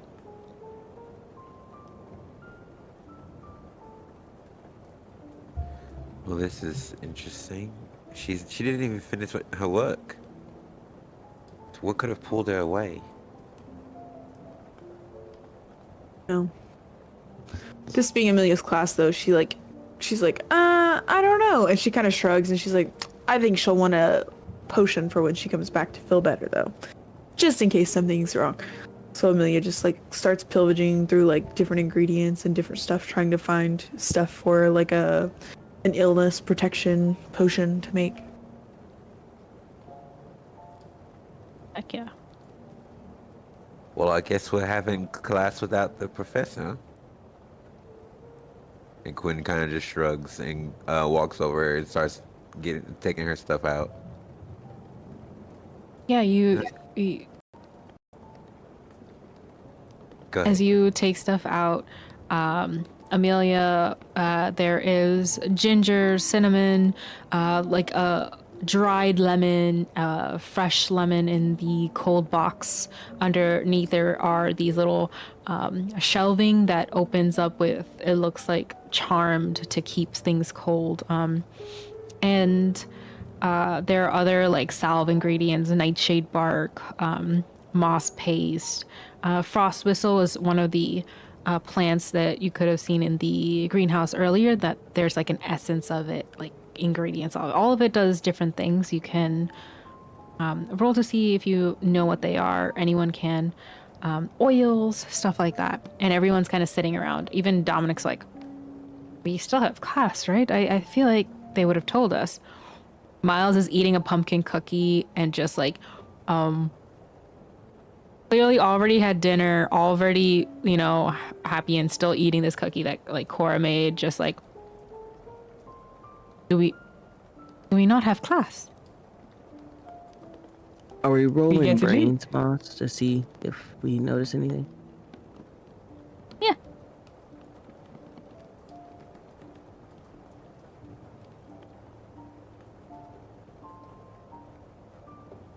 You don't notice much. You just know that it just seems to be something that called her out of the room.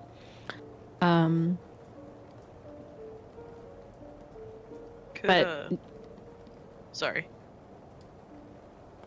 I was wondering if Odette could, like, look at Regulus and ask him if he could ask her porcupine familiar if something had, like, what had happened.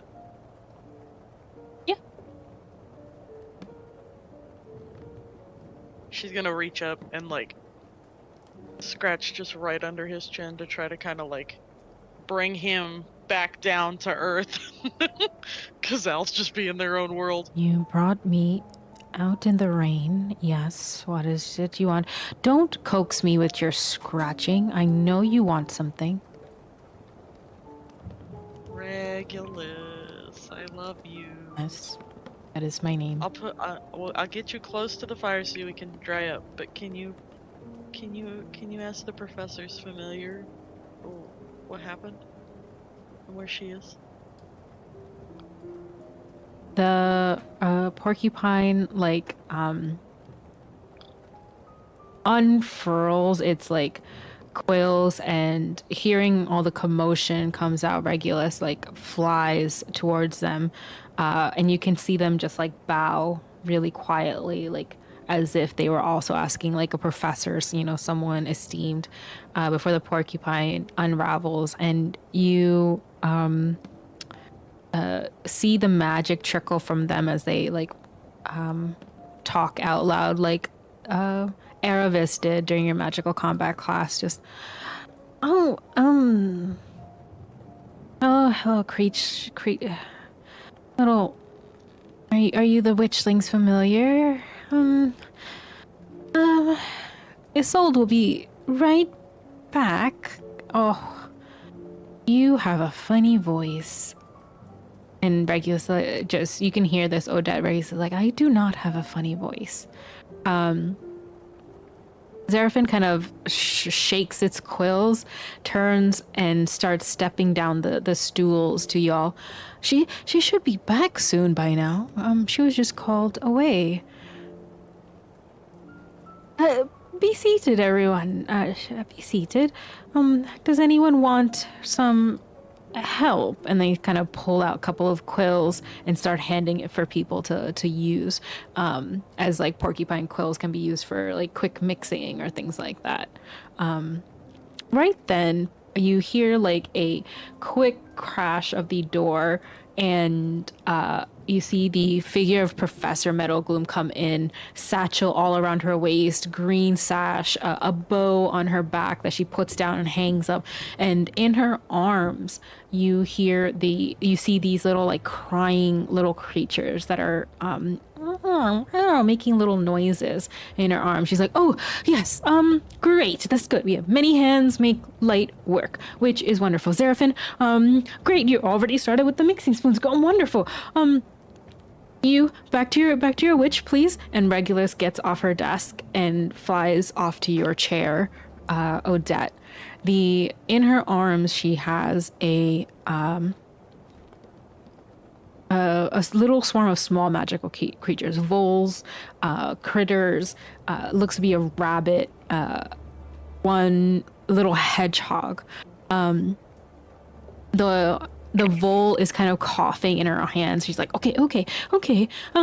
Everyone, all right, set up close to the desk, please. I need help from every one of you. Come closer, everyone. Odette's gonna run up and just like lean, like put her little hands on the table and like lean in to look. Good. Okay. Okay.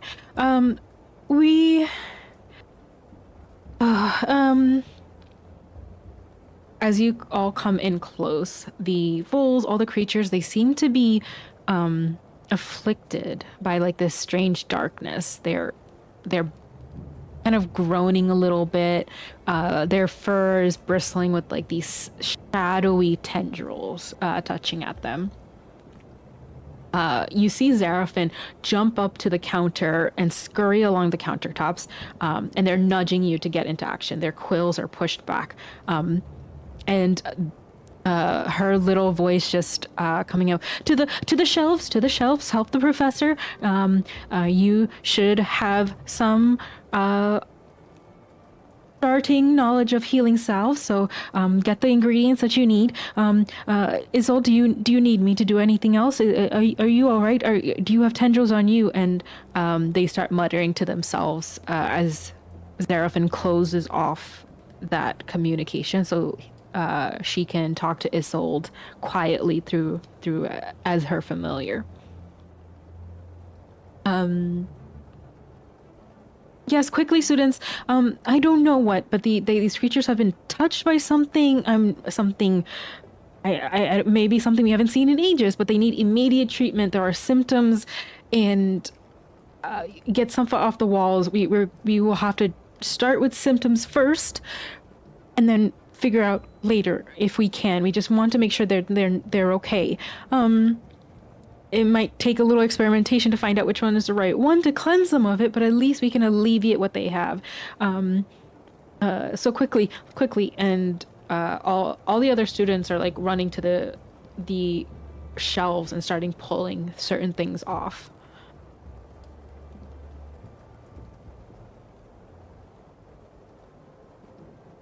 Quinn's gonna immediately run and do the same thing. Just because, like, oh wow, actually, this is so cool. Actually, I'm so excited now. I was not planning on doing this, but I am so here for this now. Odette is also running over and like trying to grab ingredients to like bring back over to the table. Amelia is following suit. Any specific things that you all are looking for? Odette is looking for like specific like aura healing plants, specifically to see if she can like crush them into a powder and maybe sprinkle it around them to kind of help alleviate the darkness. Give me a brains check to see what you would see of that. Amelia... Or like if you know what that would be. Yeah, got you. Amelia's looking for lemons, the dried lemons, to help with detoxification. Easily found, since I told you where it is. Cold box for the dried ones are on the shelves. Quinn would be looking for something to make some kind of oil, or like a salve kind of thing. Great. I will say this: if you, Odette, was your roll a 2? Yeah. If you roll a brains, it is the same or same thing that you could possibly find. Quinn.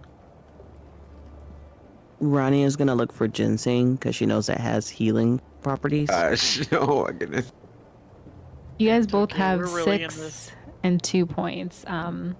If you guys want to use anything, it's not really a high DC, but I'll use 3 of mine.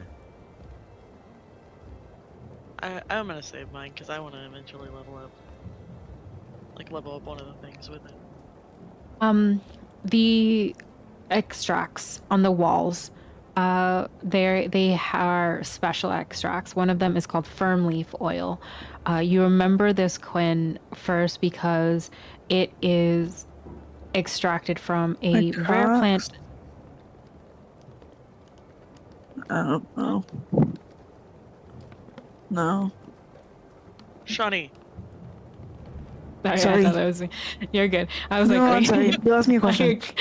Crocs. I was like, no. It's the plant is not called Crocs. It's called firm leaf oil, and it's extracted from a rare plant, and it has a very strong smell. So it's a vial of bluish green on the shelves. The tag on it is kind of peeling away because it's very rare. It's used to for multiple things, but it both what you want. Aura cleansing, magical and essence cleansing, and an oil that helps for potions or salves that you're trying to create.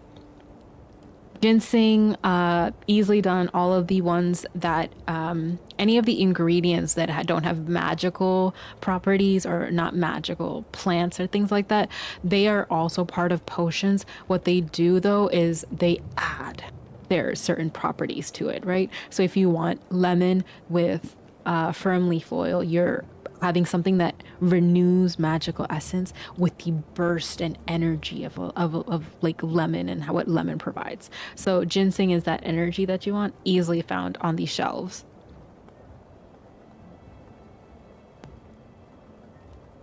Quinn grabs it and runs. She runs over to Amelia and also relays his image. Like, do you want to see if we can come up with something together? I couldn't have thought of it better myself. Okay, I have this. You think of anything that we can add to it?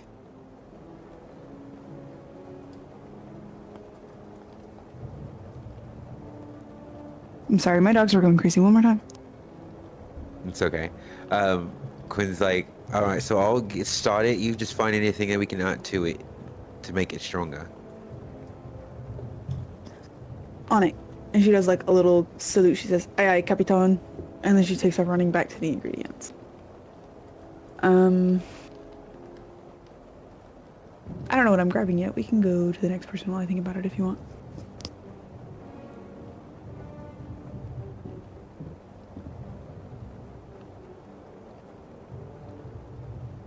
Anybody else grabbing anything? Rania was just gonna grab ginseng, but you said it was on that same counter with the other essences. Yep. Ginseng is a root, so easily you know that it has to be crushed or put in a certain way for a potion. Lemon, how it's used. The oil has to be mixed into something for like a salve. And any other ingredients that you'll need to make something. You can do a roll to see what potion would do. The teacher is kind of like, you see Professor 𝙀🐀🐂🐂 put something together, crushed herbs, put it into this like, what looks to be this like shell to blow out like puffs of smoke. And they're kind of, come on. Oh, nope, that's not working. All right, sorry. And reaching over to grab a couple different essences. A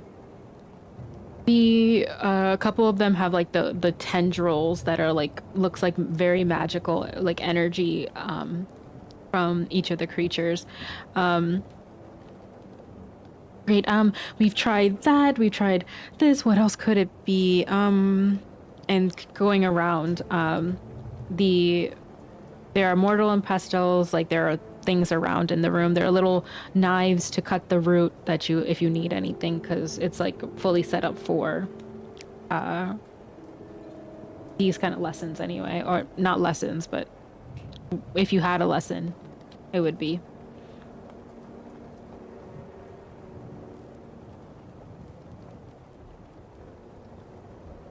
How? Sorry, go ahead, Paige. No, I was just gonna say that Odette and her failure to get an actual thing is gonna like sadly walk over and grab the mortar and pestle and bring it over with her back to the table. There's a whole thing of ingredients, so if there's something else you're trying to find, you can. And also, Quinn found that something that like is what you're looking for, so you all have that. Yeah, that's kind of why I was stores just going open. to grab like the thing to bring it over to like crush it and do stuff with. Mm-hmm. Amelia, going back to the ingredients, thinking how they're sick and showing signs and symptoms of something, would remember that she just got stabbed by a plant in phytology class, and would think back to the water that healed her in the fountain. So she'd like light bulb. She would like to run to the other greenhouse and get some of that water to mix in. Oh, the fountain is in this room as well, so you can grab it from there if you want. Yeah. Yeah. It's running through the hall. Not like a big picture of it, but like a small like tea pouring picture of like the water. What do you do with this water? With the creatures? Professor Meadowgloom is not around them right now, and each of the little creatures, there's a hedgehog, a couple of voles, a little bunny, other little woodland creatures. Are they like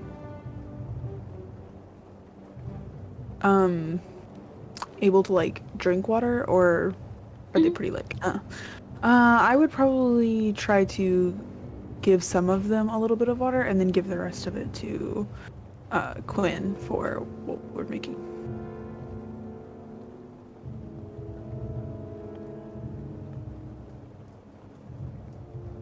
Thank you so much. Okay, so we've got this. We've got Here you go, of course.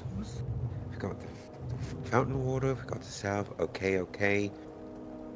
I was just gonna say we need mortar and pestle, but thank you so much, Odette, for bringing that, because I literally forgot about it. Okay, so let's get mixing. Let's go. Let's help these animals. Quinn's just gonna start slowly adding ingredients start mixing everything. Start slowly mixing everything together. So, all right. So much. We need this. We need to make sure this is powdered down. We're gonna have to find a way to round them up. We could just like scoot them closer, can't we? Or can we not touch them? I don't know. I don't know what it is, so I don't really want to get. I don't want anyone. It's about to say I don't really want to touch them. Yeah, maybe we could ask the professor to kind of get them a little closer. Perfect. Professor! Yes. Could you round the animals up a little bit closer so that we could have an easier time? Yes, here, because there's a lot of you and I need help, I'm going to give you, just help with one of them, and if it helps with a symptom, then we can replicate it, right? What are you mixing together? Odette's gonna look back at Quinn and be like, go! It's you! Okay, so we've thought of making some kind of powder or salve. So we've got some water from the fountain, we've got this oil, some ginseng, some lemons. All these have really good properties to help soothe whatever's aching them. So we're hoping. Really, it can boost its strength. I think. Good. Actually. Here, and they help get everything together. Since the other students are helping with the other symptoms, this will help boost their magical essence and strengthen them and fortify them. That good use on the ginseng and the oil, and the water will help hold it all together. Great. Start on that. But there are other ingredients as well, so feel free to try anything else that would help them. I don't know what this is. And then you see them like turn the like hedgehog around, and there's like the little quills that they have. There's like these like gray, bluish tendrils kind of coming out, and it just looks wispy magical energy, as if it's like siphoning off of them, whatever they're on. And the other creatures have the same like weird magical energy on them.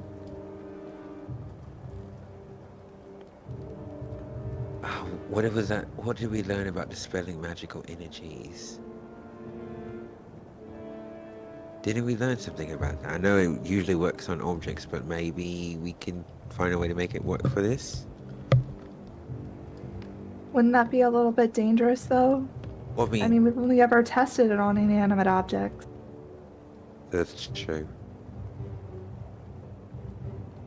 Oh, I thought you guys were talking about dispelling like ingredients or something like that. Nah, we're talking straight up magical energy. No. Like, how can we make that work with this situation? Couldn't we enchant the salve with a spell, maybe?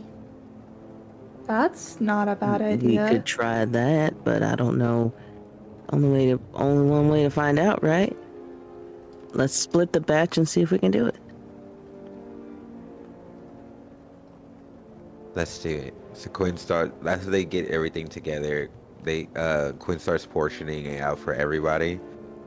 Alright, so Rania, you remember a lot of the spells more than I do, so what do you think will work here? Maybe some kind of... Rania would rack her brain and think of like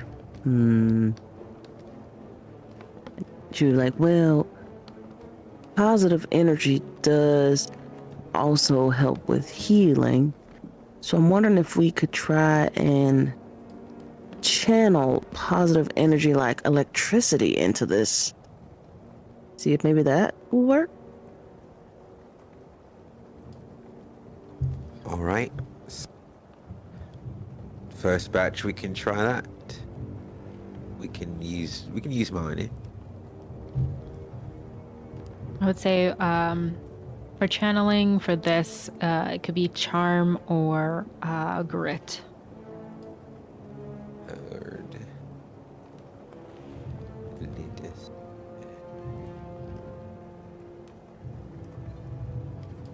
Okay.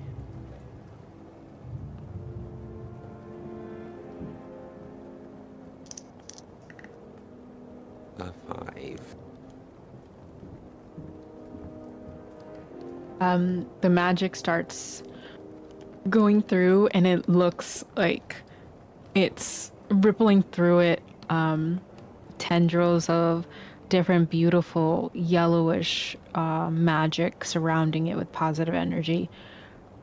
But it's weak. It's not fully grasping like water and oil mixing together, but it's still together. Okay, well, mine's a dud. Rania would look at Amelia and say, well, Amelia, you make a lot of healing potions and salves. What spell would you think would work perfectly for this so we can try to help these little guys out? I'm just making salves for small wounds. I don't know about healing animals. I'm not even exactly sure what's wrong with them. Have we done a brains check to see, or like a check to see what's wrong with them, by chance? Can we check and like examine them to see if we can find out what's wrong with them? Okay. I'm assuming this is a brains check. Yep. God damn. Or if it's like a check using your class information, that would be With cryptozoology being my main thing, would that help my rolls at all, considering these are animals? It would help, like, if you're understanding animals or trying to speak to them or use any strengths with them. But it wouldn't help to know, like, what's afflicting them, you know? Yeah, that makes sense. Yeah. I'm gonna try my roll again. I have no idea where all those dice came from. For magical maladies, it's charm or grit. Wow, I didn't know that. No, great. So brains, for both Amelia and Rania, you both get a 12? Is that right? Okay, wow. Everyone sees Rania and Amelia. Rania, it's a bookworm, but Amelia, this is your spot. So you can see the tendrils that are coming out seem to be siphoning off energy. It seems to be, even though shadow magic is dark in color or tone, it's not dark magic, it's just a type of magic. But this is dark magic. It feels eerie, evil, like something taking off their energy, pulling from them, feeding a certain source, maybe something that they ingested, stepped on, whatever it is that they've walked through. They're still fine. They're not like near any kind of door, death's door or anything like that. They're just seem to be uncomfortable. You're looking for something that are caused by wounds or like infections from dark magic, or especially with the tendrils that are kind of pulling and siphoning off them. From your classes, you can and your experience, you're looking for ingredients that cools down creatures afflicted by anything like that's tethering. Tethering, possible curses.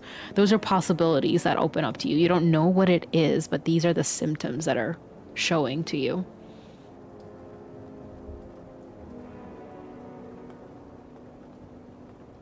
And then Cora, are you rolling brains as well? Yeah, I rolled brains and I got a 8 out of 10. You wouldn't know the level of detail, but you can see that this is like someone, like an oil spill kind of feel, and that they are struggling to find the root cause of it. You might not know the exact ingredients, but you know this is dark magic. This feels like we need to find something that stops the tendrils from siphoning off too much energy.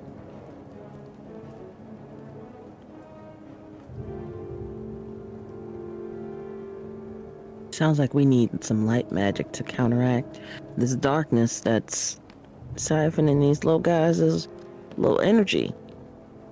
We need something cold to cool them down. Could I try to recall the plant from the greenhouse earlier? Yeah.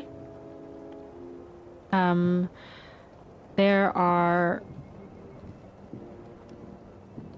the my god, I can't remember what it was. I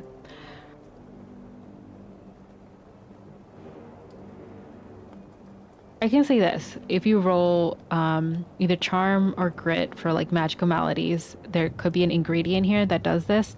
Or brains. I can't remember what the ingredient was called. Was it brains for memory? Sure, yeah. Great roll. That does it. Frost whistle essence.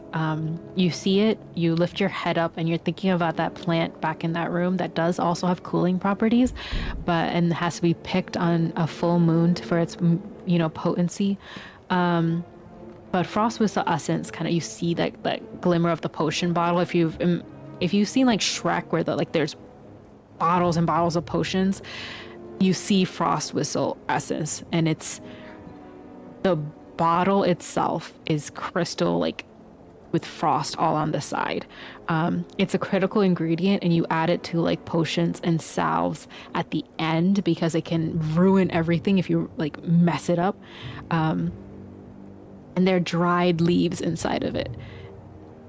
Immediately you remember that class where you had to make a little salve for cooling down like fevers, and Professor Isolde Meadowgloom's voice in your head saying like, gently heat the leaves over a low flame until they release their essence, and then crush it into the salve for soothing any creatures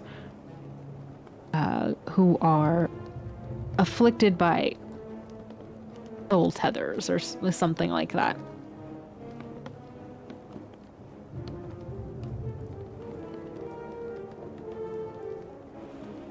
Grab the leaves, the little crystal bottle, and I take it back over. I tell everyone, we just need to, I think this is the last ingredient we need. It'll finish it off and help cool them down as well. And then maybe we could use the light magic to like apply it all. We have to heat these and then crush them at the end to add them to it, so it doesn't ruin it all. Sounds like a brilliant idea to me. As you all are planning this, you hear the familiar call of Amouti far away. A peregrine falcon kind of flies toward the greenhouse door, and Professor Meadowgloom dashes forward and pulls the door open and goes into a deep bow in front of the peregrine falcon. The ancient bird lands down it's the closest you've been to them, except for Professor 𝙀𝙀𝙀𝙀 whenever they have them on their arm. And the falcon opens its wings, and with a booming voice, even Zarafin bows down in front of this ancient familiar, and the falcon turns around from classroom, sees Professor Meadowgloom, and locks their eyes. 𝙀𝙀𝙀𝙀 brings Arlo. He's been bound by an ancient curse. His life force is tethered. You must help. The boom releases and the falcon soars to the top before Professor Nimrose Myrtle, you just hear the crash through the door, come in, and in her arms, muscled, wet from the rain, is a young griffin. As she puts them in the center of the room, I found him in a meadow. He's a little limp. I looked at his eyes, Isolde. I could not say what is in it. He's not responding to anything. All these creepy things all over it. A lot of them in the woods. Covered in it. Oh, you're having a class. Oh my goodness. And you see this tall, hulking woman from your cryptozoology class. They look to you, Cora, just nod to you. Cora, everyone's here. Okay. And Professor Meadowgloom's like, great, put him right in the center as the griffin stretches out their wings, kind of put their, a little heavy to carry. And they look to Kiko, who's standing like with you, Quinn. It's like, that one will be heavy soon, especially you with the manticore. Oh, my goodness. I need to sit. Amouti, go out and please reach out and see if there's any more that I need to come and bring back for Isolde. The peregrine falcon squawks, pulls out their wings, and rushes out the door.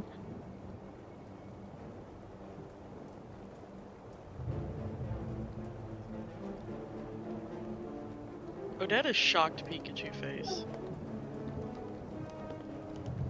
Same. I'm I just don't like, understand. It's an infection that's spreading. I don't know. I've looked through the whole mess of it. I haven't seen anything like these tendrils. It seems to not want the plant life. It wants the animal life or us. Do I have any on me? Goodness, I've been rolling around the dirt all day. Isolde, look at me really quick. And Isolde is a lot shorter, so it comes to Professor 𝙀𝙀𝙀𝙀's chest that's really muscled, and they have their arms like sweep back and their hair up. And they check them, like, no, nothing. I've carried the creatures here myself, so I don't know if it's us or if we have to step in something specifically. So in touching them should be fine. I carried them over. You carried the griffin over. Okay, touching them is fine. Great. And then she starts inspecting the griffin. And Professor 𝙀𝙀𝙀𝙀 is like sitting in their chair, and they dip down to the water in the center and grab and drink some. Just okay, touching them is fine. Carrying them over was fine. They must have stepped into something that they've ingested, possibly. Something is siphoning some of their energy away. This one it seems to not even respond. Arlo is just quiet, and the teacher is like just around this griffin. Dominic, Miles, they're fully like eyes wide, just looking at you all like, what the hell do we do? Is it the same? You said it's the same tendrils that's coming off the Exact same. Everything same. Rania would look at everybody and say, well, I guess we better try it on these little guys quick and see if we can whip it back up and get some for this griffin.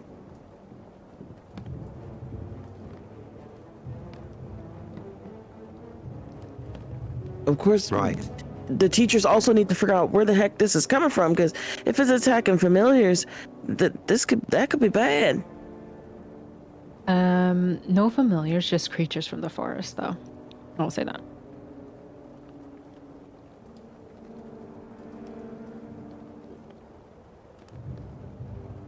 Let's do it. I'm ready to do whatever it takes to help him. What are you doing? So what do we do with the flowers? How are we gonna help them? What do you guys want to do? Mine is the positive energy didn't seem to work. I'm still trying to be positive though.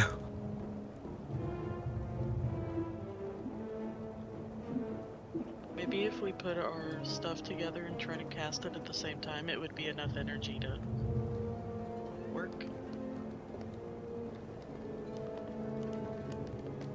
I'm down to try that. Anything we have to have some kind of solution, you know, at least try something. Couldn't agree more. Odette is gonna take her wand and point it into the vessel where they've mixed all the stuff.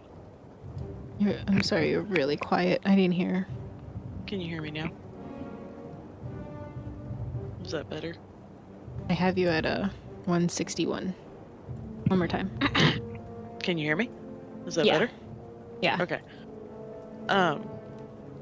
Odette is gonna take she's gonna point her wand into the mix of it all together and like kind of look to see who else wants to put their wand in it, and then try to cast a spell that like almost looks like a flashlight, but like the beam of light goes directly into it.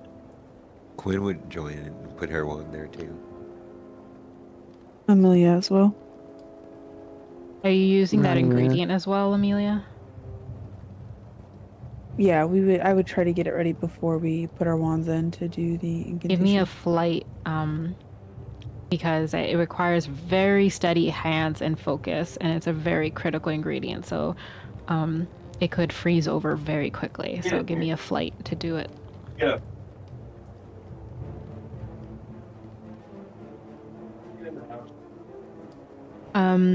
Does anyone want to help with this roll? Imagine a Bunsen burner, like that's what you have to do, gently heating them in like a concoction. Definitely. Cool. Yeah, I can help. What did you say it was again, Moss? Flight. This is a 7. What was the roll? Yeah, I can definitely help. Yeah, the roll. Oh, for adversity tokens. That's what I mean by help. Oh, yeah. Oh, okay. Yeah. Yeah, I can put 2 in.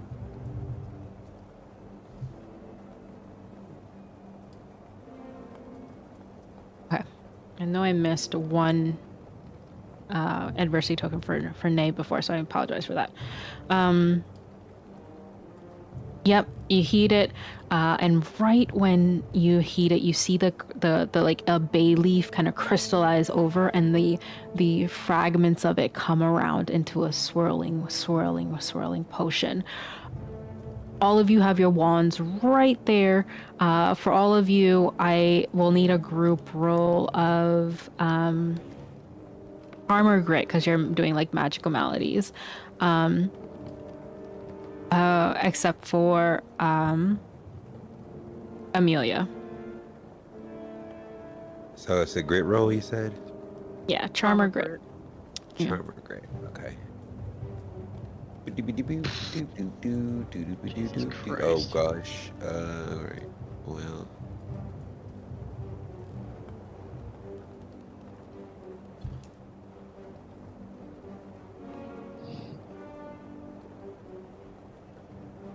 Okay. So It's a 19 group roll, and as you all point into this, right at the end, Amelia adds this ingredient. But what are you imbuing in this, and what incantation are you saying? What is it that you're trying to do together?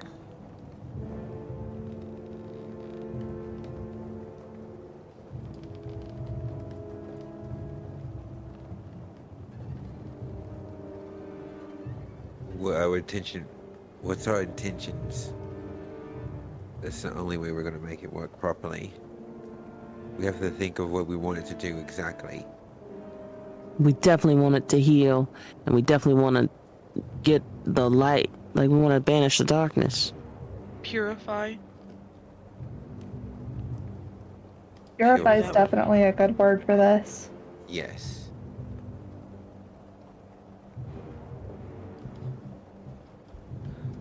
All right. So we set our intentions to purify.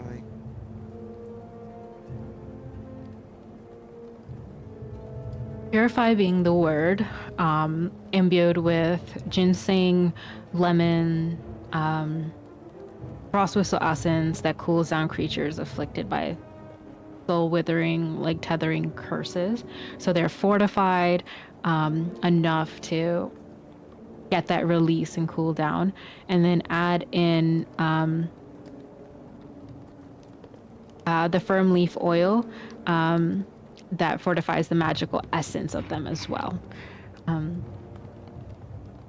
You have a salve. Now, I need a decision. You guys put it on them, have them ingest it. How are you applying this? What would work the fastest and most efficiently?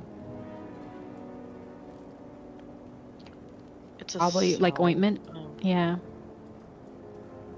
It could be a salve. It could be a potion. I don't know which one yet. That's why I want to see what you guys were thinking. Well, to me it kind of seems like it makes some sense to purify them from the inside out. Because who knows how deeply rooted these tendrils are. I mean, we're only seeing the outside. So I know it might work faster if we applied it topically, but if we have them eat it, maybe it'll get some of the darkness within, if there is any. Yeah. That makes sense to me. And with the water, like, I'm sure ingesting it would help. Professor Meadowgloom is... Oh, you get inspiration that you can use, because that is exactly one ingredient that I thought you guys would remember, and you did. Yeah, so Professor Meadowgloom is going around, collecting a couple of things. She still doesn't understand what's going around. She's muttering to herself and saying, like, anytime I want to do something important, I have to go back to the kitchens. And Rosmerta, Nim Rosmerta is like sitting there, like, what are you looking for? The starlight root. It's nearly gone, and it goes back to starlight root. You mean for the rare, like, dark magic healing things? You think it's that serious, Issel? And she just turns back. I don't know, Nim. I don't know. I'm trying to figure it out. That's it. And as you're hearing this, and Dominic kind of helps you help the creature ingest a couple of things, and you see them start, like, who do you give it to first, actually? I would think the griffin, since it's the biggest. The griffin ingests it down, and you see first like a little squawk of their beak before a trail of just necrotic energy get out of them and pour down to the table. Professor Meadowgloom comes and says, oh, root of the problem is always best rather than symptoms. Oh, they're tethered. Okay. Everyone replicate this. They have more time. Now. Then okay. Professor Nimrod Zerda has her hands behind the back, just like, oh, Arlo. Hello? Look at me, buddy. Look at me. Over here. Hi. And the young griffin kind of looks over, and their eyes are where it was like glassy, kind of comes together, and they blink their eyes, and you see clear, beautiful brown eyes coming back to you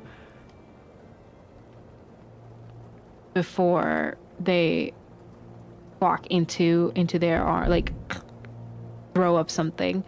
They still have tendrils on them and they're too weak to get on up.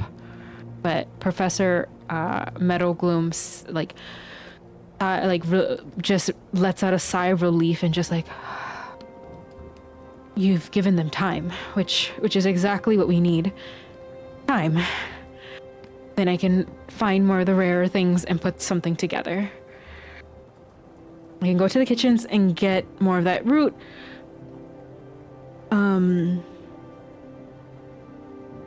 Elizabeth, give the hedgehog some. You 5 help out the rest. We've stabilized them at least. That's good.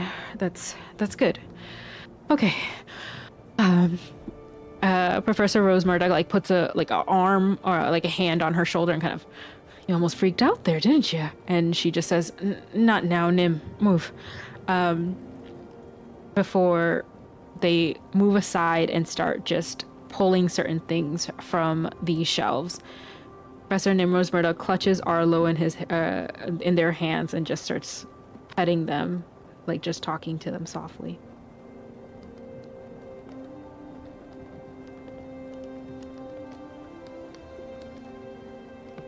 Odette's just gonna go to the other groups and start helping them gather everything so that they can make more of the stuff for her. Quinn would be helping, helping them, distribute it to the other creatures. I think Cora would be assisting Quinn in that endeavor. Rania will be helping Odette.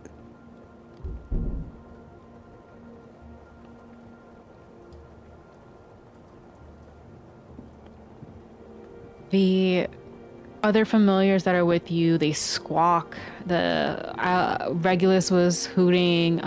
Sid woke up and just like, what's going on? Ozzy is, concerned. Kiko is kind of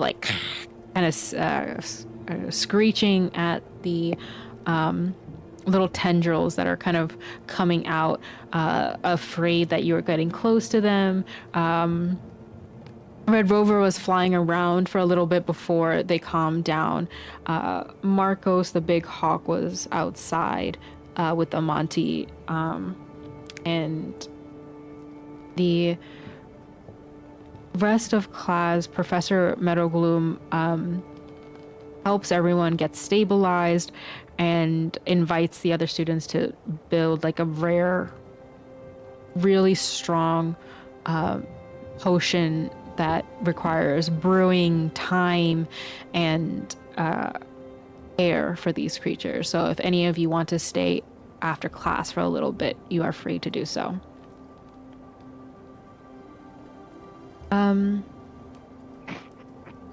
Does anyone stay for a little bit? I think Odette would, to help all the animals. That's like her whole Same. spiel. Yeah, I think Quinn would too. Yeah, I think with the Ghoulies and knowing how much Odette and Cora love animals, they're definitely probably sticking around.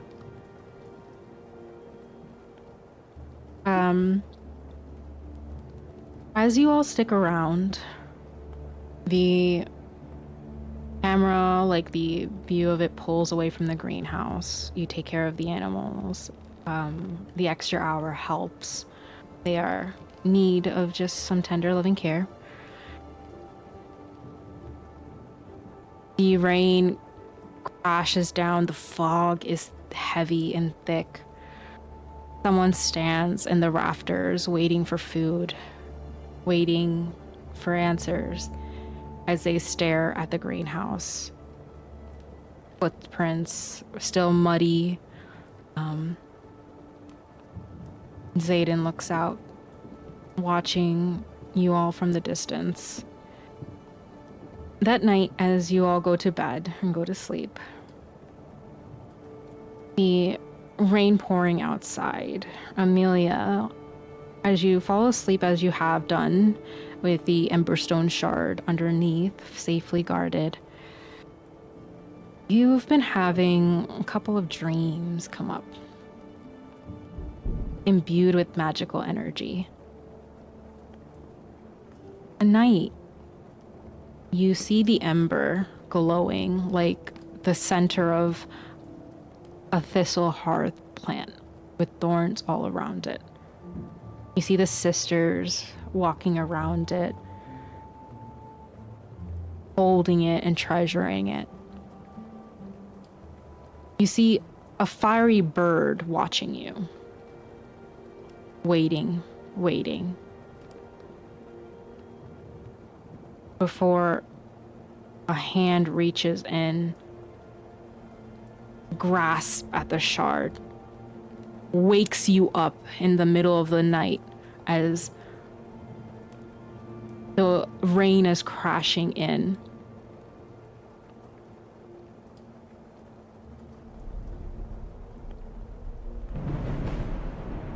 And thunder waking you up and the light reflecting off of your face and your white hair. And that's where we'll end for tonight. Nice. You just had to put it on another cliffhanger, didn't you? I had to toss one in there. It's just another small one. Just a little one. Hanging from a cliff. You can't have beautiful thunder